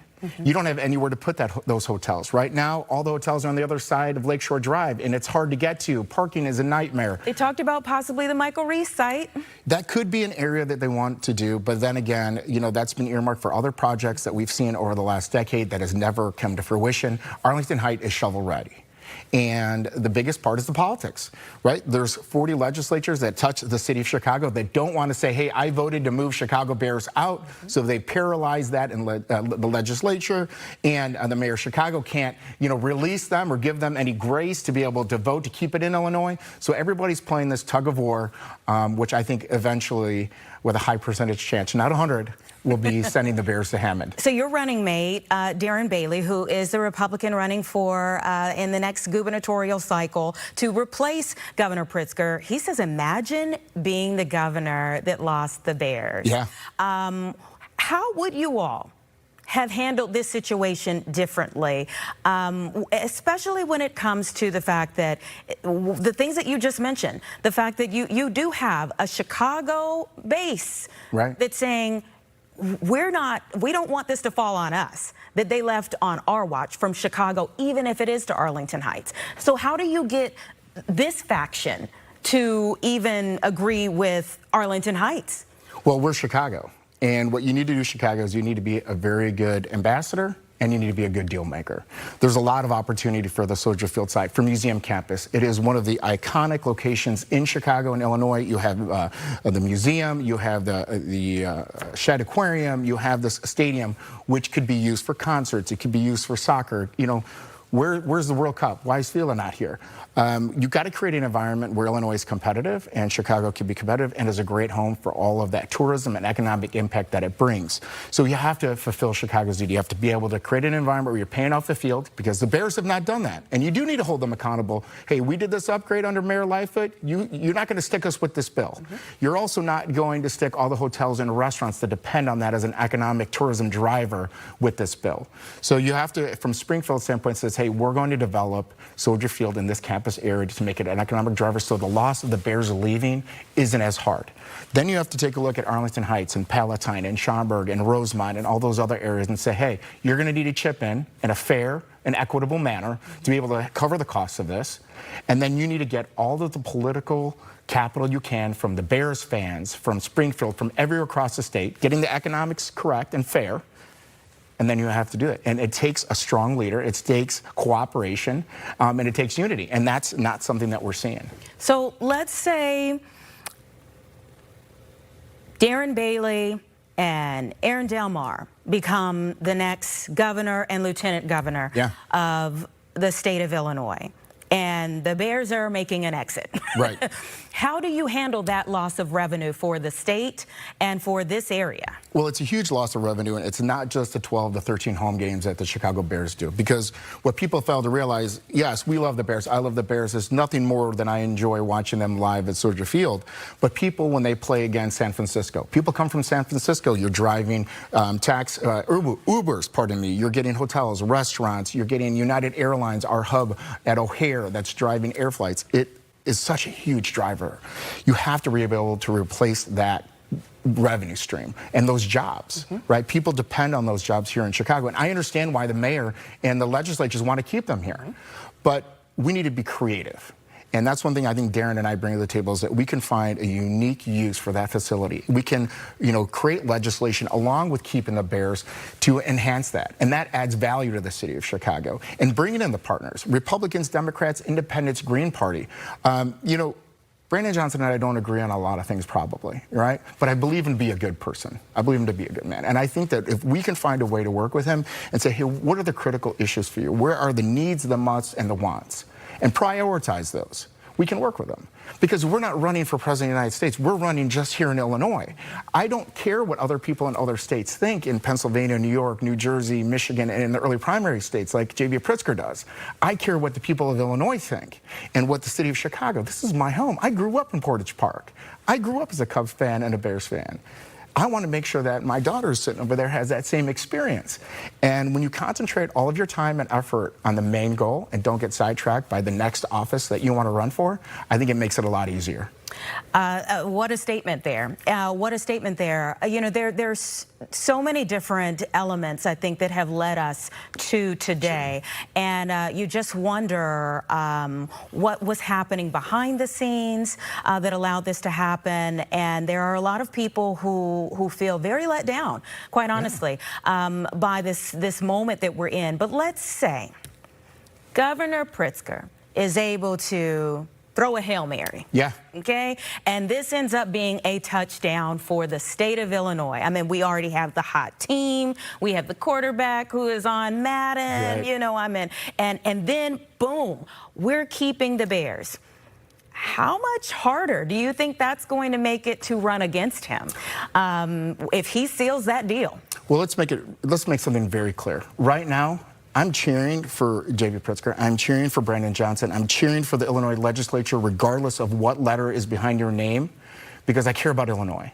And if we can make Illinois better by holding J.B. Pritzker and Brandon Johnson accountable, especially with the Bears, to the betterment of Illinois, and that means that Darren and I take a loss, well, then it is what it is. When you care about your community and you do it because there's a calling and not because you're running for president or you want to get paid or any of this. Darren and I are doing this for free. We do this because we love Illinois. I'm okay with that. I'm okay taking a loss and saying, you know what, I didn't get the result that I wanted personally, but Illinois became better. And when you have that mindset and that focus, I think it makes a lot of your decision making better because you're not worried about yourself when you act selflessly for the betterment of the community you're trying to serve. Yeah, if it is so that J.B. Pritzker is putting together a presidential campaign, that would kind of light a fire under a person to make sure that this wasn't an ad that made its way onto the air, that they were the governor that lost the Chicago Bears. Well, 100%. And I think that you see the governor of Pennsylvania, the governor of California, and of Michigan, and anybody that wants to be a Democratic finalist in 2028, keeping a really strong eye on that. And then they should. Illinois is a Midwestern state. Yes, we have deep blue areas like the city of Chicago and else, but we are in between Indiana, Iowa, Missouri, and Wisconsin. And when you try to audition for a Democratic primary and take a progressive lane and pull the whole state to the left, you run into challenges. But if you govern the state for what it is, for the 102 counties of Illinois, for what their strengths and weaknesses are and differences may be, you can do great things. And I'm hoping that between now and when Darren and I get sworn in, that the governor does great things and make Illinois better. We're not here to hurt Illinois. We're here to lift Illinois up. Thank you so much for your time. Thank we you. appreciate it. What a day it's been, and will continue to be. Well, we appreciate every voice that's lending their opinions, their feelings on this issue. And just as a Bears fan, you've watched this team. Yeah. You've seen the back and forth. You live close to what could be, what could be if they stay in Illinois, the home, Arlington Heights, and you're still hoping that they. I'm still hoping. I think that being the richest elected official in the United States, Governor Pritzker has advantages that no other governors have. And he, was very generous when the DNC came into town, when he was, one of the speakers. He's been incredibly generous committing to the DNC coming back in 2028. If he could use his own political capital, I think he could move heaven and earth if he wants to. If he wants to. Well, the job isn't up to him alone, and that circles back into... Yes, but look, the fact of the matter is that while the Democratic Party of Illinois and the Republican Party of Illinois are not monolithic groups, they all have different people and different things. J.B. Pritzker is the leader of both the Democratic Party and of the executive branch. He has relationships at every one of those state senators, every one of those state reps. He has a tremendous amount of leverage, right? Especially being the richest elected official in the United States. If he wants to push state reps, if they're in Chicago or if they're in Southern Illinois, he has the ability to do that. Don't let that fool you. He can do what he really wants. And he has just not applied the political pressure that he wants to do because it makes it risky for him moving forward for his ambitions. Let me, before I let you go, if we can, just pull up Governor Pritzker's statement for today, and I'm going to get your thoughts. Sure. Okay, we don't have it there to pull up here, but let me pull it up so that we can kind of just make sure that we mention exactly what he is saying today here on this day that we have so many people weighing in and so many conversations about where he stands on it. I think it's important that we put his words into perspective here and maybe get your thoughts on them. It says this is from his chief of staff here that we're getting this word now that the Bears have built a storied legacy in Illinois for over 100 years, but have spent the last 6 years and especially the last few months shifting their position on a stadium location. That has hindered their progress. Today appears to be another instance of that after Illinois leaders have been working with the Bears in good faith. Governor Pritzker has always been clear that he wants the Bears to stay in Illinois and still remains open to a sensible solution that protects taxpayers. Yeah, I mean, that's eloquent. That's beautifully written, but it also sounds like somebody shifting blame from Springfield and the governor's mansion to the Chicago Bears. And he's not wrong that the Bears have some culpability with this. Of course, they're an actor in this game that's being played at the downfall of the rest of Chicagoans who love their Chicago Bears. But at the end of the day, if he wants to be president of the United States, he could show his political prowess here in Illinois and in Chicago to work with the mayor of Chicago, to work with the legislator. If you can't get 40 votes on the Democratic side because they're from Chicago, well, there's 40 votes on the Republican side that don't live in Chicago that you could be working with. There's two sides of this aisle. And that's why I think that there should be some level of opposition party to be able to hold groups accountable, but also to work together with those that can't make that vote because they would lose their political career. There are 118 state representatives and 58 state senators. You find friends, you find it, you get it done, because at the end of the day, the people of Chicago don't want to hear about press releases and statements. They want to see results, and that's what they count on. There's a lot at stake for all of those involved, and of course, those wanting to be involved moving forward here. So we did just get another statement in, and this is from the Indianapolis Colts. Okay. So before I let you go, let's just take a look at this and see what the Colts are saying today. We're happy for the Bears and wish them the best in their stadium initiative. We also hope this will mean great things for community and economic development for our fellow Hoosiers in Northwest Indiana. So the entire state of Indiana is coming together to celebrate this moment, this potential move of the Bears to Hammond, Indiana. And yes, we are still waiting on the entire state of Illinois to even decide which city in Illinois. It's interesting, too, because Governor Braun in Indiana, he's not running for president. He has no presidential aspirations. They understand the economic and social impact that the Chicago Bears and Hammond have. They know that that reinvestment into their community lifts all ships. And that's the same thing that would happen in Arlington Heights and would happen in the city of Chicago if our legislature and our executive branch could get it together along with the mayor of Chicago. That'll be the diamond of Hammond. And they're pulling it away from Chicago. And I think that people need to be very concerned about this, because if the Chicago Bears can go, it's not far off from the Chicago Cubs, the Chicago Blackhawks, Chicago Bulls, right? They all need large stadiums, they need large imprints. If you look at across the country, look at Glendale, Arizona, for example, that doesn't even have the big economic impact that Chicago has. They did that. They moved Gillis Stadium over there. Cardinal Stadium is all on the same campus. They have the multiple hotels, they have the shopping mall, and they have the residential, and they got it done. Look at Michigan, right? Even in Detroit, where people have challenges in Detroit, look at their facilities, right? They're all right next to each other. They're made at a complex, and it works 365 days a year. Soldier Field is not used as much, right? The hotels, Wrigley is trying to do that. They've built out a lot more things, but it's still seasonal. That is where 2026 and moving forward, stadiums and facilities are being built with that understanding as an entertainment districts. And Chicago needs to come along with it. And they need to do it in a responsible way. I am not suggesting at all that we build this off of taxpayers' backs. But you could increase the out-of-towners, right? If you're coming from San Francisco, like we talked about, and you have to pay an extra $20 every time you do something, and we're taxing those that are using our facilities and then getting on a plane and going back, That's a whole new revenue stream that I'm okay with being tapped into. If it drives more hotel usage and it has growth, right, and you create an environment where people are starting to come back to the South Loop, either redevelopment of those empty offices to build residential, or if you can bring more businesses back because they want to use that as the iconic area of Chicago, that helps everybody across the state. And that's what the Chicago Bears need to be looking at with the mayor and the governor, because that changes the game for Illinois. We don't have to start using property tax, to leverage everything. The mayor wouldn't be talking about it because we're growing. And the more that we grow, the easier it is for everyone that lives here. Aaron Delmar, thank you so much. Thank you. Running for Lieutenant Governor, Republican candidate for Lieutenant Governor here in the state of Illinois. We'll see and hear more from you, I'm sure, in the days, weeks, and years to come. So thank you so much for being here. It's 3:01, everyone. Give us 2 minutes. We'll set you up for where we're going in our final hour here on Chicago Live.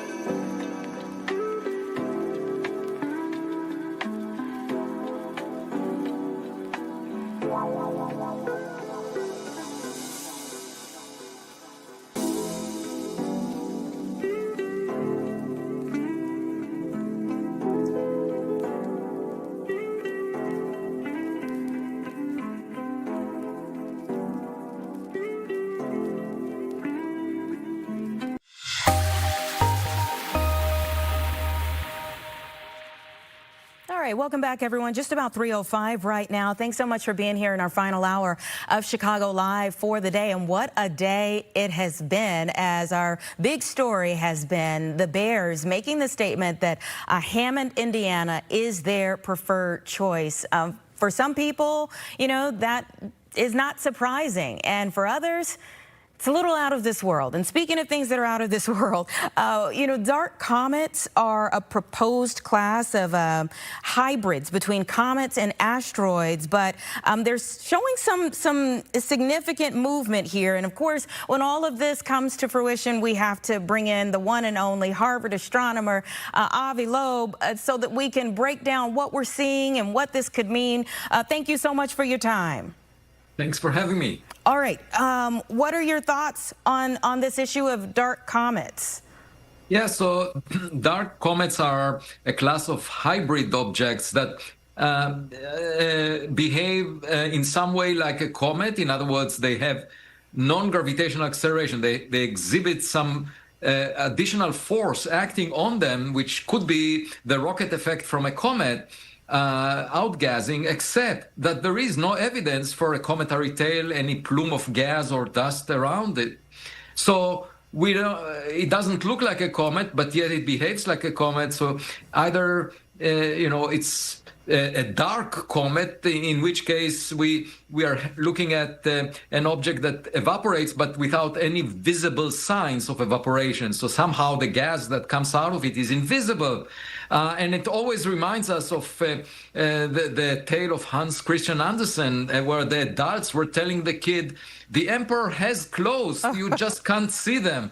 So if we adapt the lesson from that story is perhaps it's not a comet and not an asteroid. It's not a rock or an iceberg. It's something else. And indeed, we looked at a list of those objects, the finest dark comets that was provided in a recent paper.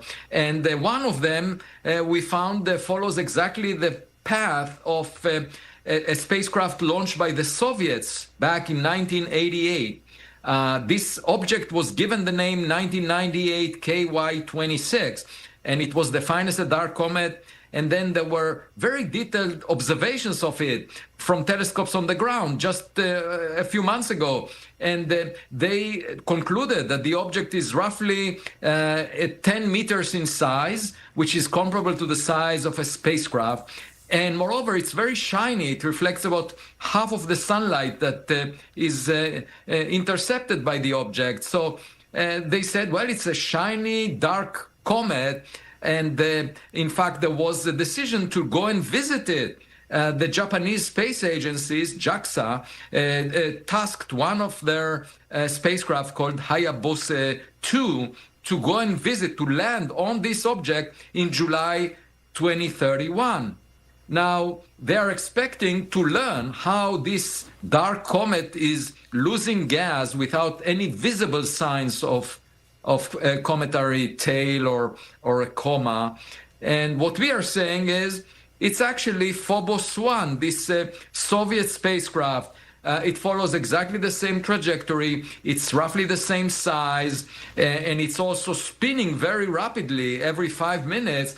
If it were a rubber pile, a rubble pile, meaning an asteroid or a comet made of lots of fragments that are loosely bound, it would have disintegrated as a result of the fast spin. So it has to be very rigid, very sturdy. And we are saying, yes, of course, it's the Soviet spacecraft. And this spacecraft was lost. It was a failed mission to Mars. And it was lost because there was a faulty command that was sent by a technician, a Russian technician. He put an extra semicolon in the command, and as a result, the object started spinning and lost direction in terms of directing its solar panel towards the sun, and as a result, it lost power and it was lost. There was no transmission from it. So since 1988, when it was launched, we lost it. But here, later on, a decade later, astronomers discovered an object and gave it a completely different name. And we are saying this dark comet is actually a human-made spacecraft. So when the Japanese spacecraft would land on it, it would be a startling view. Instead of a rock or an iceberg, it would be a Soviet spacecraft. That's our prediction. And that's the beauty of doing science, that you can test a prediction like that. And my hope is that it will teach comet experts an important lesson that they should expand their training data set, not to include only icebergs or rocks, but also to include technological objects, because in this case, it might turn out to be human-made. But in other cases, dark comets may be objects that were manufactured by another civilization, an alien civilization. We don't know about them in advance. We would see something that behaves in a strange way. It has non-gravitational acceleration, while at the same time not showing cometary tail. There was such an object. It was called Oumuamua, the first interstellar object to be discovered by a telescope in Hawaii. And I argue that maybe it's technological in origin. And back then, of course, the mainstream comet expert community suggested that it's a dark comet. So let's wait and see what happens when the Japanese spacecraft lands on this one, and whether it will teach an important lesson about us not jumping to conclusions and not telling a kid like myself that the emperor has clothes, but they're invisible. You know, when you talk about the interstellar objects, and it makes us think of Atlas III, of course, and we talked to you so much about it from the fall into the spring, the early spring, as we were watching it and getting updates along the way. And what do you make of this NASA probe that died after tracking Atlas? This is very curious because NASA doesn't really mentions the coincidence, but in fact, the MAVEN spacecraft that was orbiting Mars disappeared, stopped transmitting any signals just after 3I Atlas passed near Mars. Now, it could be that it was a complete coincidence, but it was operating fine for 13 years before that. Now, one mundane explanation could be that in addition to 3I Atlas, there was a debris of rocks surrounding it, and perhaps when it came close to Mars, one of these micrometeorites hit the spacecraft and took it out of commission. That is a possibility, or even something more unimaginable. But at any event, it's an interesting coincidence that nobody expected. This spacecraft was supposed to work for many more years, and they haven't detected specifically the actual reason for why it stopped transmitting. The last signal they got from it indicated that it's spinning very fast and then disappeared from view. I should also mention that this week we discovered a new interstellar meteor, actually, that was in a catalog that NASA compiles called the CNEOS. That's a catalog where all the sensors, all the U.S. government spacecraft that are monitoring Earth, they every now and then they detect a rock that collides with Earth and burns up in the atmosphere, a meteor. And so they compile a list of all the meteors. One of them from April 1st turns out to be interstellar. And I immediately realized that because it was moving along the rotation axis of the Earth, so along the poles, and that rotation axis is nearly perpendicular to the orbit of the Earth around the Sun. It's tilted by 23.4 degrees. So it had a very high speed along the poles, and given that you don't need to correct that speed because the motion of the Earth around the Sun is perpendicular to that direction, then I realized it must be interstellar. And then we checked it, and with my postdoctoral fellow, Richard Cloet, and figured that definitely this is the most robust, statistically significant interstellar meteor in that catalog. We have statistical confidence of 99.9997% that it's interstellar in origin. So it's very exciting. And it landed near Argentina. Exploded at about an altitude of 90 kilometers, very high up. Only 150 kilograms in mass, about half a meter in diameter.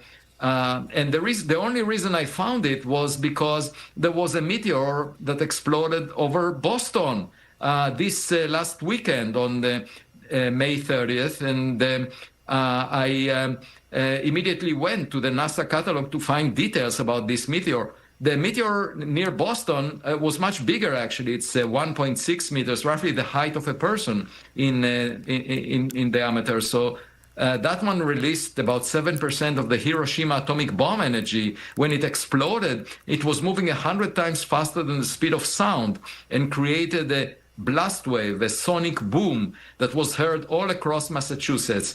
And just because I went to look for this Boston meteor in the NASA catalog, I was looking down the list and I saw the April 1st event just a couple of months ago, and realized that one is interstellar. So we have two important meteors this week, one that exploded over Boston and another one near Argentina 2 months ago that came from outside the solar system. Quite the interesting time that we're in, but we always appreciate being able to bring you into our discussions here to make sense of it all. Thank you so much for your time, as always. Thanks for having me. All right, have a great weekend.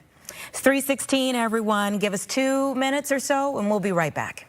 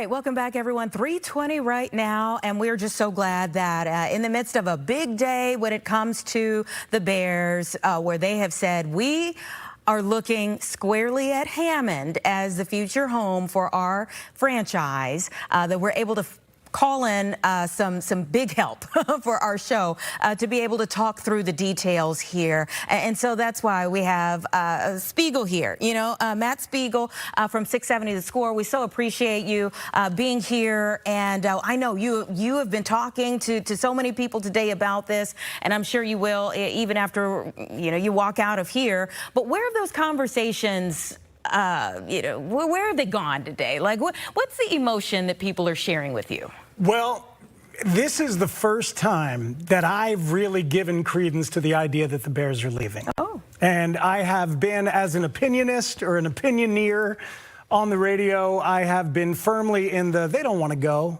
camp. Like, they really don't want to be the McCaskies that took the Bears out of Indiana. But today, all the people that I'm talking to, as well as the very facts of this vote, it really gives an indication that they'll go. And, they're frustrated with Illinois politicians. They're frustrated with the process. And they've been carrying a monthly cost on the land that they themselves bought for 3 years, which is becoming a major, major burden. And they do not feel like the progress is there the way that they want it to by now. And I do not think that we are in idle threat territory any longer. What does it say to you, though, that even if we're not in idle threat, it does seem like the door is still cracked open? Well, it is. But I think what Illinois would have to do is get the governor to put his thumb down on the process. That has been the thing that they're waiting on, that, God, for decades, right? The White Sox were going to leave until Jim Thompson put his thumb down on the process. It's still that kind of world, apparently, because the Senate and the legislature, the House, they cannot come to the kind of agreement that they need to. So the governor has put his thumb down a little, but how about now? When the legislature says we're not going to meet for a special session, and the governor doesn't come out and say, oh, yes, we are, then the Bears are left to move forward and go to some place that they know is going to give them a better deal. So I think there's only two ways that this now happens where they stay in Illinois. Number one, the governor really imposes his will on the process. Or two, they find real problems with the land in Hammond that they have not done all of their due diligence on. So there's still a chance that they look at the slag heap and they're like, this is too much, this is too problematic. And if that happens, then maybe they'll have to come back to Illinois. But this is the closest I've ever been to thinking that they're actually going to go. Yeah, the mayor of Hammond, Thomas McDermott, has been pretty adamant that there is no environmental issue with the land in Hammond. And that kind of gave me pause from the sense of, because people keep bringing up the slag heap, but then, he kind of said, no one knows the exact plot of land that they're looking at, other than about 12 people. So is it possible, yes, there is an issue in Hammond, in a part of Hammond, but actually, even though we've been talking so much about Wolf Lake, that maybe that's not the specific site? I think that's a great point. They don't have a specific site yet. What they do have is, 250, 300 acres to choose from? They could they could move a little bit the specific site if they need to. Look, I've had as much fun as anybody with the idea of a slag heap, okay? Like, I've wanted to write parody songs like, ain't no slag heap high enough, right? Like, we've talked about it. We've played with it. There's treated treated human waste that's mixed in with the slag heap, right? Some entertaining radio as we all dug into this. But the truth is, people build on that stuff all the time. Slag is used to make streets. It's like slag is not untenable stuff to build on. So there's a chance that they are fine with that. And we had the mayor of Hammond on the score, and I thought he was kind of delightful, frankly. He was realistic. He was honest about how he knows they might be being used for leverage, and he would like it to end soon, but he doesn't have the power to really end it. He's just a well-meaning mayor who wants to make their land available, and Indiana is making their land available. They are. They came together at record speed to make this happen. And one of the things that I think sits with us when we watch what they were able to get done and how quickly they were able to get it done is, would the Bears of 4 years ago have been able to get another state to move that quickly? We're dealing with a different team right now. We're dealing with a hot franchise right now. God, I hate that gets tied into it. But it does. Yeah. And historically it has. I remember when the Cleveland, well, they used to be something other than Guardians, but when they got their stadium built in the 90s, it was when they were on a hot streak and they were on an upswing. And then we've seen stadium after stadium after stadium in multiple sports get built on the strength of, you know what, I think they really have their act together.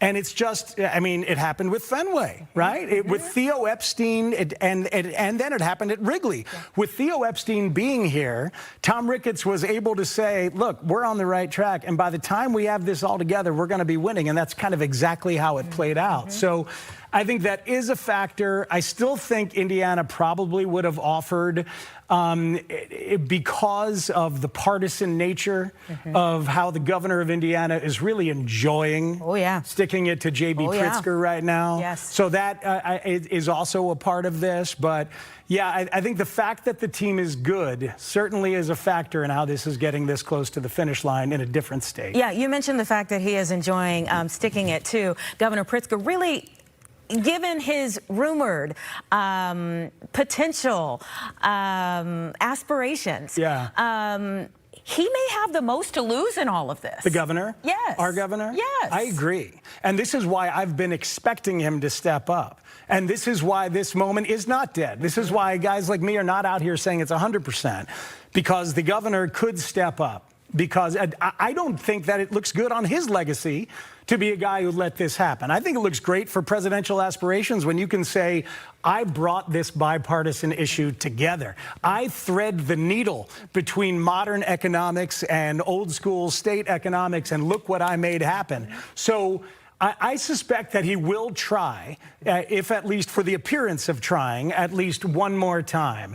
Does he have enough power and sway over that legislature? And does he really want to put it over the finish line? We'll see. Yeah, the flip side is that the political ads will make themselves off of him being the governor. We were just speaking with Aaron Del Mar, who's a Republican running for lieutenant governor right now. As we were speaking to him, Darren Bailey was weighing into this online, and he said, oh, to be the governor who lost the Bears. I mean, the political ads will make themselves off of you losing, you being the sitting governor, with these types of aspirations, allegedly.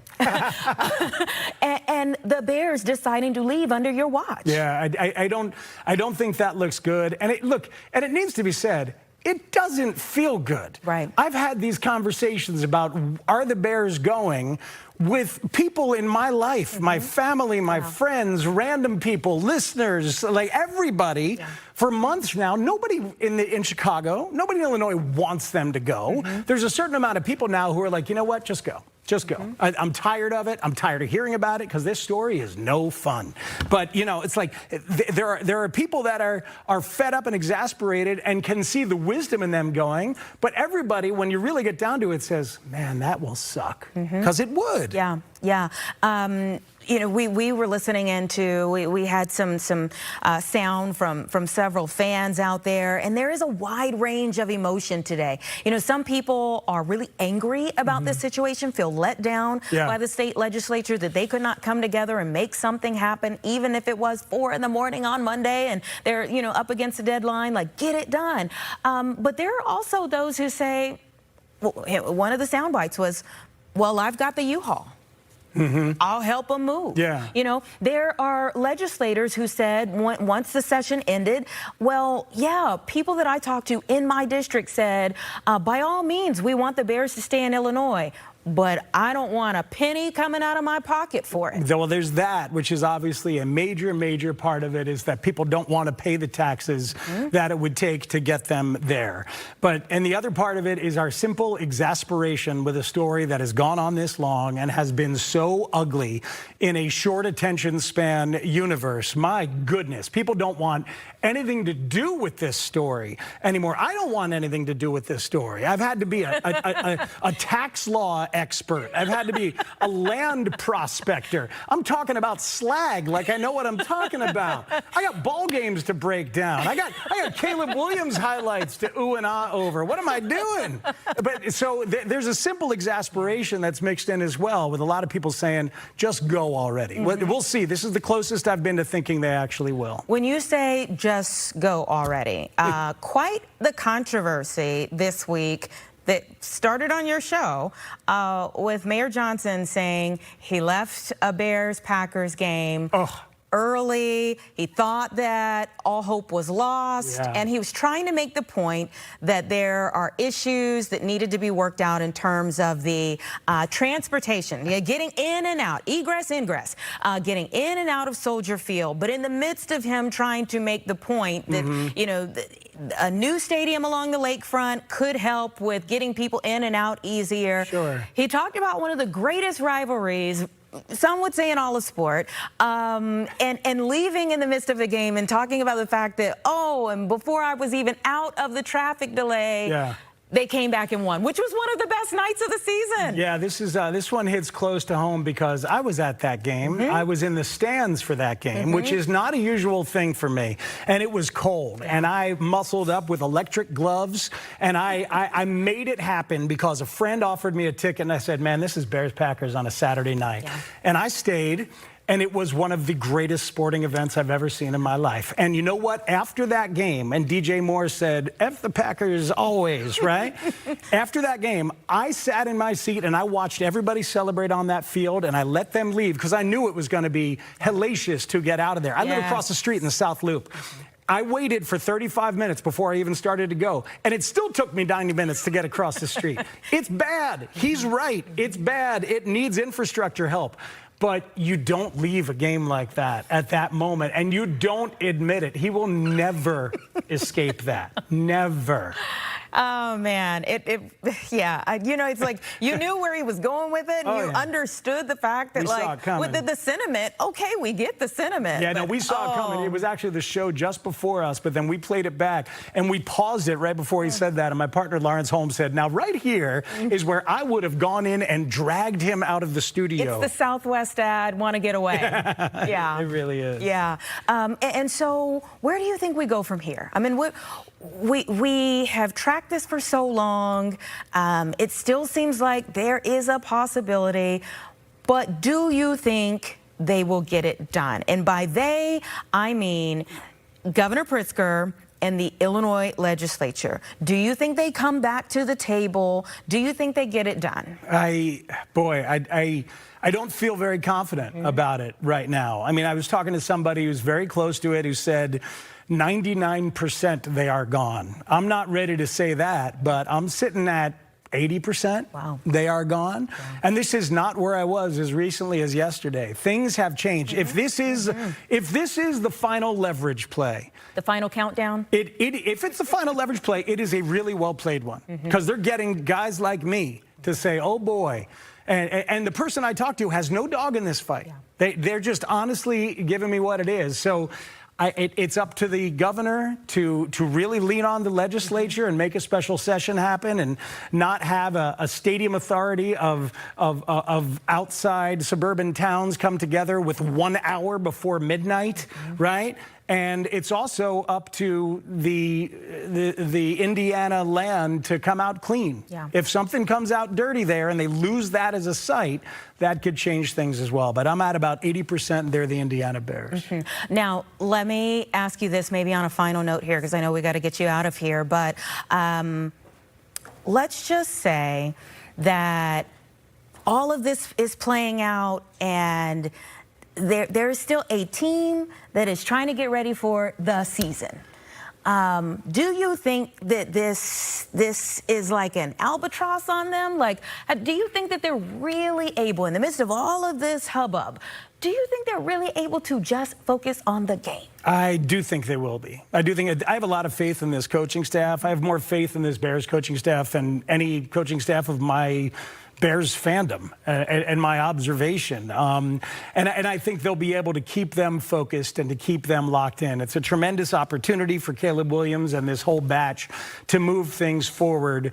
And it should not affect them and their preparation. Mm-hmm. So what are you expecting from this season? I probably have them 10-7 with a shot at 11-6. I think when we did the schedule release show, Cassie and Tina and I and Carmi V, I think I had them 11-6, so I should stick with that to be consistent.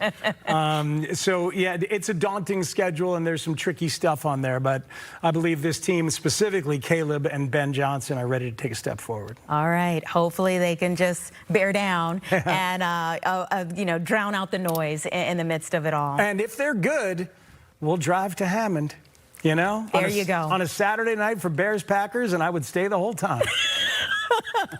That part. Yeah. Well, the mayor will probably stay too. Now, if they wherever they end up, if it's in Illinois, I don't think he'll make that decision again. I don't think he's still going to be the mayor at that point. Okay, that's a whole nother conversation. Correct. Matt Spiegel. Correct. Thank you so much for your time. We appreciate it. It's 3:36, everyone. Give us a couple minutes and we'll be back.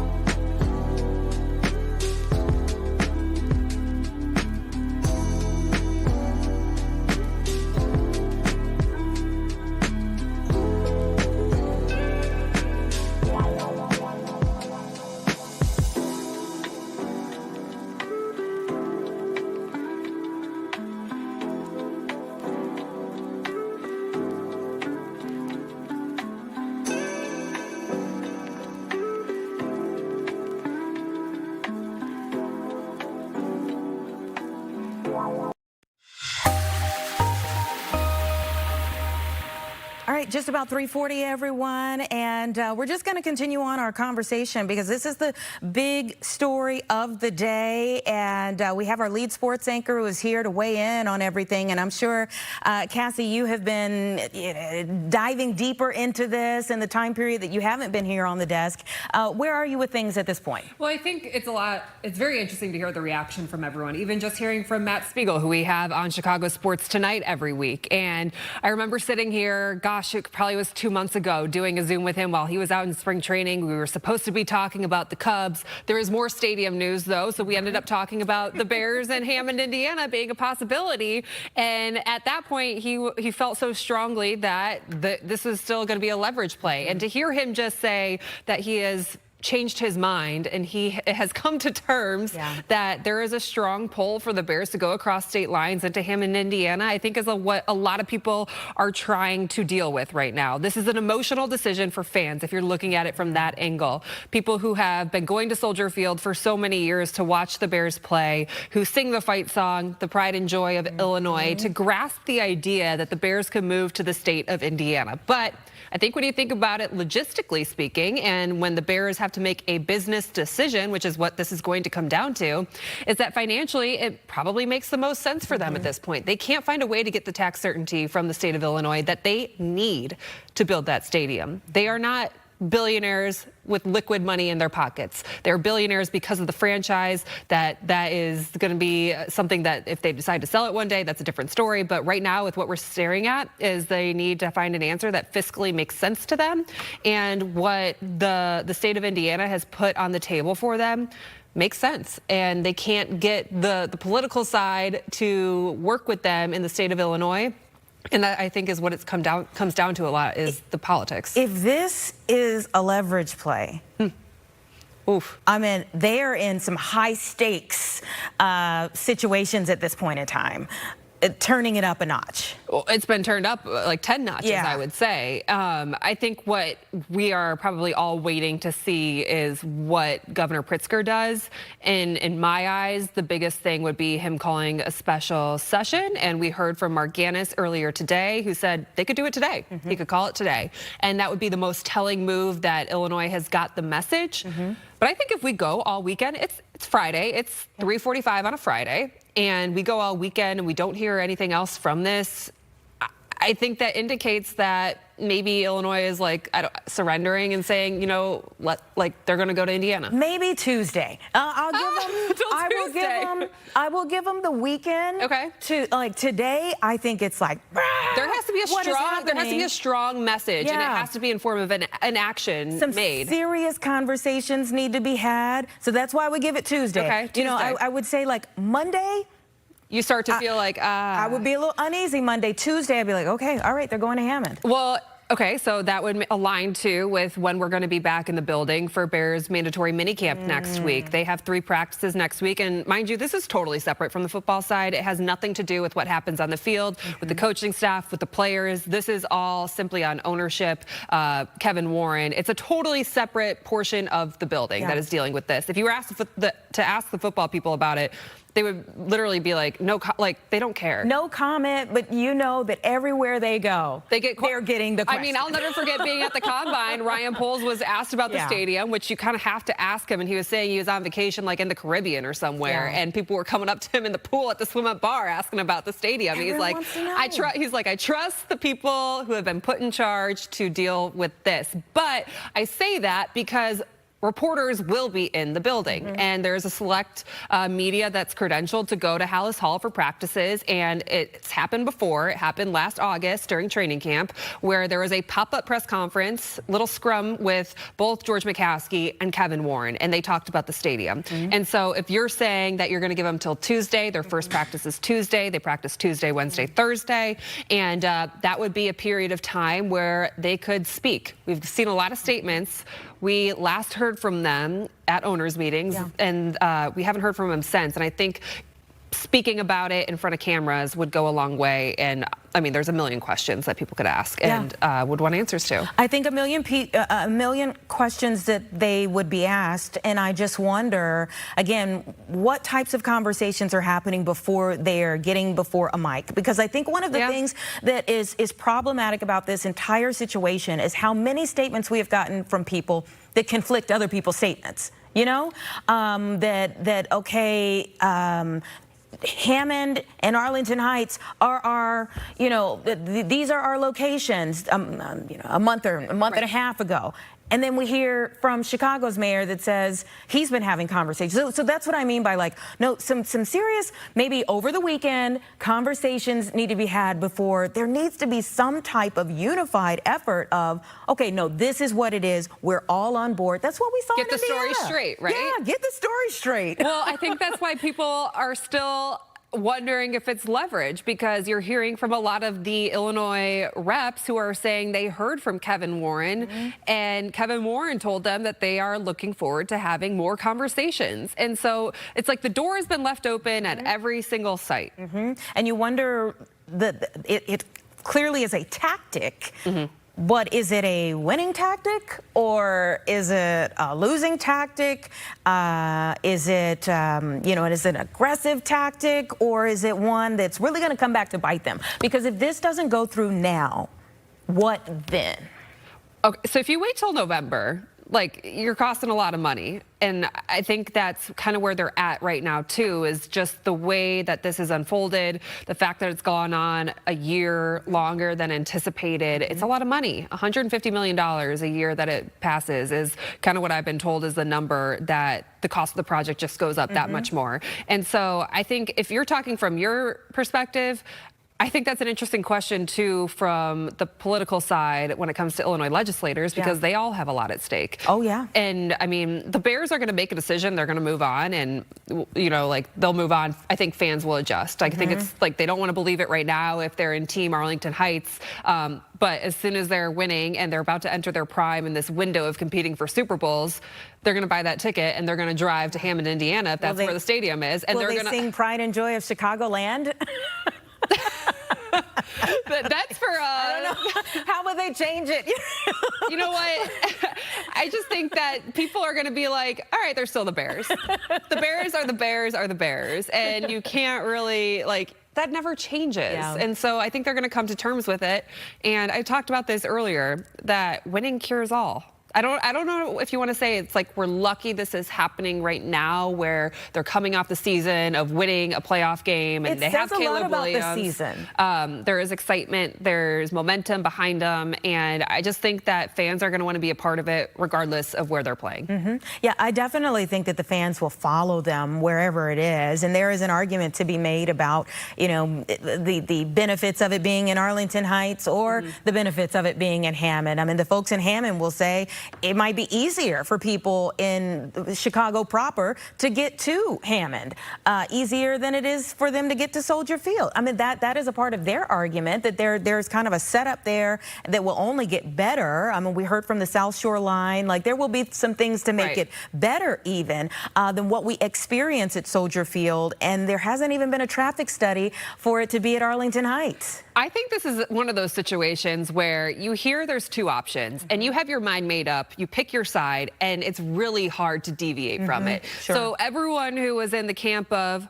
let's go to Arlington Heights doesn't want to come to terms with the thought of potentially going to Hammond, Indiana. I think another interesting part is some of these surveys that they have sent out to season ticket holders over the years, and they weren't to every season ticket holder. They were to a very specific region, and that was the northwest suburbs, the north and northwest suburbs. And I think that indicated that there is a large portion of season ticket holders who are from that area. It obviously aligned with the location of Arlington Heights. And to then say, well, we're going to go all the way south and around back up to northwest Indiana, a lot of those people are probably like, well, that's a hike. Yeah. That's a really long way to go. And so half of it is just like habits and way of life. But again, I keep going back to the reality, and I've had to tell myself this too when you try to conceptualize what exactly it means. It's 8 or 9 games. That means it's 8 or 9 weeks. If you have an interest, if you're a team, if you're a Michigan fan and they're in the Final Four, if you're an Illini fan and they're back in the Final Four and they're playing in Hammond, Indiana, You're going to make the trip. You're going to make the trip. Yeah. If you're a Taylor Swift fan, she's playing in Hammond, Indiana, you're going to buy the ticket. You're going to make the trip. And so I think it's all about adjusting thought process at this point. I think the questions are valid, though, if it is still leverage. But this, to me, was the strongest indicator that they are truly considering putting shovels in the ground in Hammond. And worth noting what Mark Gannis told us earlier, which is when the board of directors voted on this yesterday, it was a unanimous decision. Yeah, and it's worth noting who's on the board of directors. Yeah, George McCaskey, Quinn. I mean, there's Ed McCaskey. It's a long list. I'd have to pull it up to get exactly who's on it, but it's a but mainly of McCaskies. Yeah, they're the team owners. Obviously, what they say has a lot of pull, and they are carrying on the legacy of the charter franchise. George Hallis, Virginia McCaskey, now George McCaskey. I'm sure there's a lot of weight that they feel in that, although George McCaskey has said that, you know, you have to do what's best for the franchise. And if Hammond is best for the franchise, that's the move they're going to make. Yeah. And along the way, of course, so much was made about the fact that they purchased the land there in Arlington Heights and what it meant to the family to have that land, you know, the ideas for what they expected of the future of that land. But it is worth saying before we get out of here that they're also connected to Hammond. They are. There was it George Hallis who played there for another team? I can forget the exact stat because when this was originally announced a couple months ago, everyone was like Hammond, and then they were like, oh wait, there is a connection. George Hallis had a connection to a team in Hammond back in the day, and so it's not too far off of the legacy line if we're trying to play that card. But yeah, on the board of directors, I'll just list them off. George McCaskey, Kevin Warren, Patrick McCaskey, Brian McCaskey, Edward McCaskey, Ed McCaskey Jr., and Pat Ryan. So that is who voted on focusing their efforts on Hammond, Indiana yesterday, all of them voting in that favor. Unanimous vote here that has sent shockwaves through 2 states today. I mean, Indiana, we talked to a couple people there earlier. They're having celebrations tonight of what the future could hold for the region and the development possibilities of turning over that land and bringing mixed-use development that's part of the stadium plan that the Bears have for wherever it's going to be built. And so they're celebrating this. I mean, it's something that would obviously change the area. It would bring a ton of tourism to there. And I mean, they will tell you, and I think it's worth noting that they said, you know, a lot of times you separate Chicagoland and Northwest Indiana. They're like, we're in the same DMA. We watch all the Chicago news. We read all the Chicago papers. We hear everything that everyone has to say, and they consider themselves part of Chicagoland. They absolutely do. And so it is a congratulations-ish that we owe them today, at least for this statement to come out. But for everyone here in Illinois, it's like, hold on. Hold on. We are still in it, and we've got to wait and see. We're still in wait-and-see mode. You know, we have been in wait-and-see mode for quite some time here, and essentially, though today we feel one step closer to possibly losing the Bears, there is still that sentiment that there's a crack in the door that's been left open. And now we continue our wait and see, but this is really grind time to see if Governor Pritzker and the Illinois legislature can indeed come back together, save the day for the state of Illinois, and make something work for their partnership with the Bears moving forward. It is, again, our big story for the day, and we are going to put all of our eggs in this basket of staying on top of it. We'll be pulling in all of our resources throughout the evening. So we want you to stay right here on Fox Chicago. We'll see you back for Chicago Live tomorrow from 1 to 4 p.m.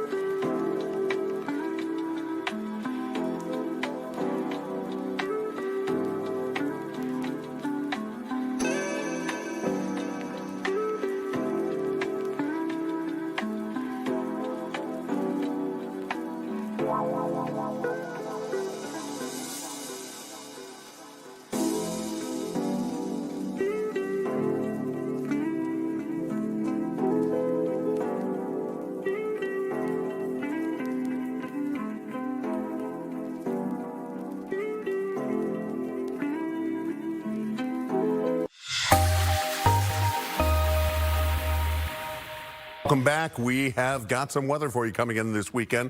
A fundamental phase change happening as we've gone through the last 24 hours. We've gone from warm but dry conditions with cool conditions at night. Now we're a lot more humid with a chance of some showers, some thunderstorms as we head towards the weekend. Now, that being said, I think there will be many dry hours over the weekend. In fact, some of the best chances for showers or thunderstorms comes after midnight tonight, during the overnight hours tonight. And I think much of tomorrow looks fairly dry, especially across the city. On your Sunday, only about a 20 to 25% chance of some showers popping up. Still very warm. Temperatures keep in the 80s all weekend long. Another chance of showers and thunderstorms as we head into Monday. Same true for Tuesday. And by midweek next week, not only will we have the humidity, we're having temperatures up into the 90s. In fact, we could see the heat index go all the way up to about 100 degrees.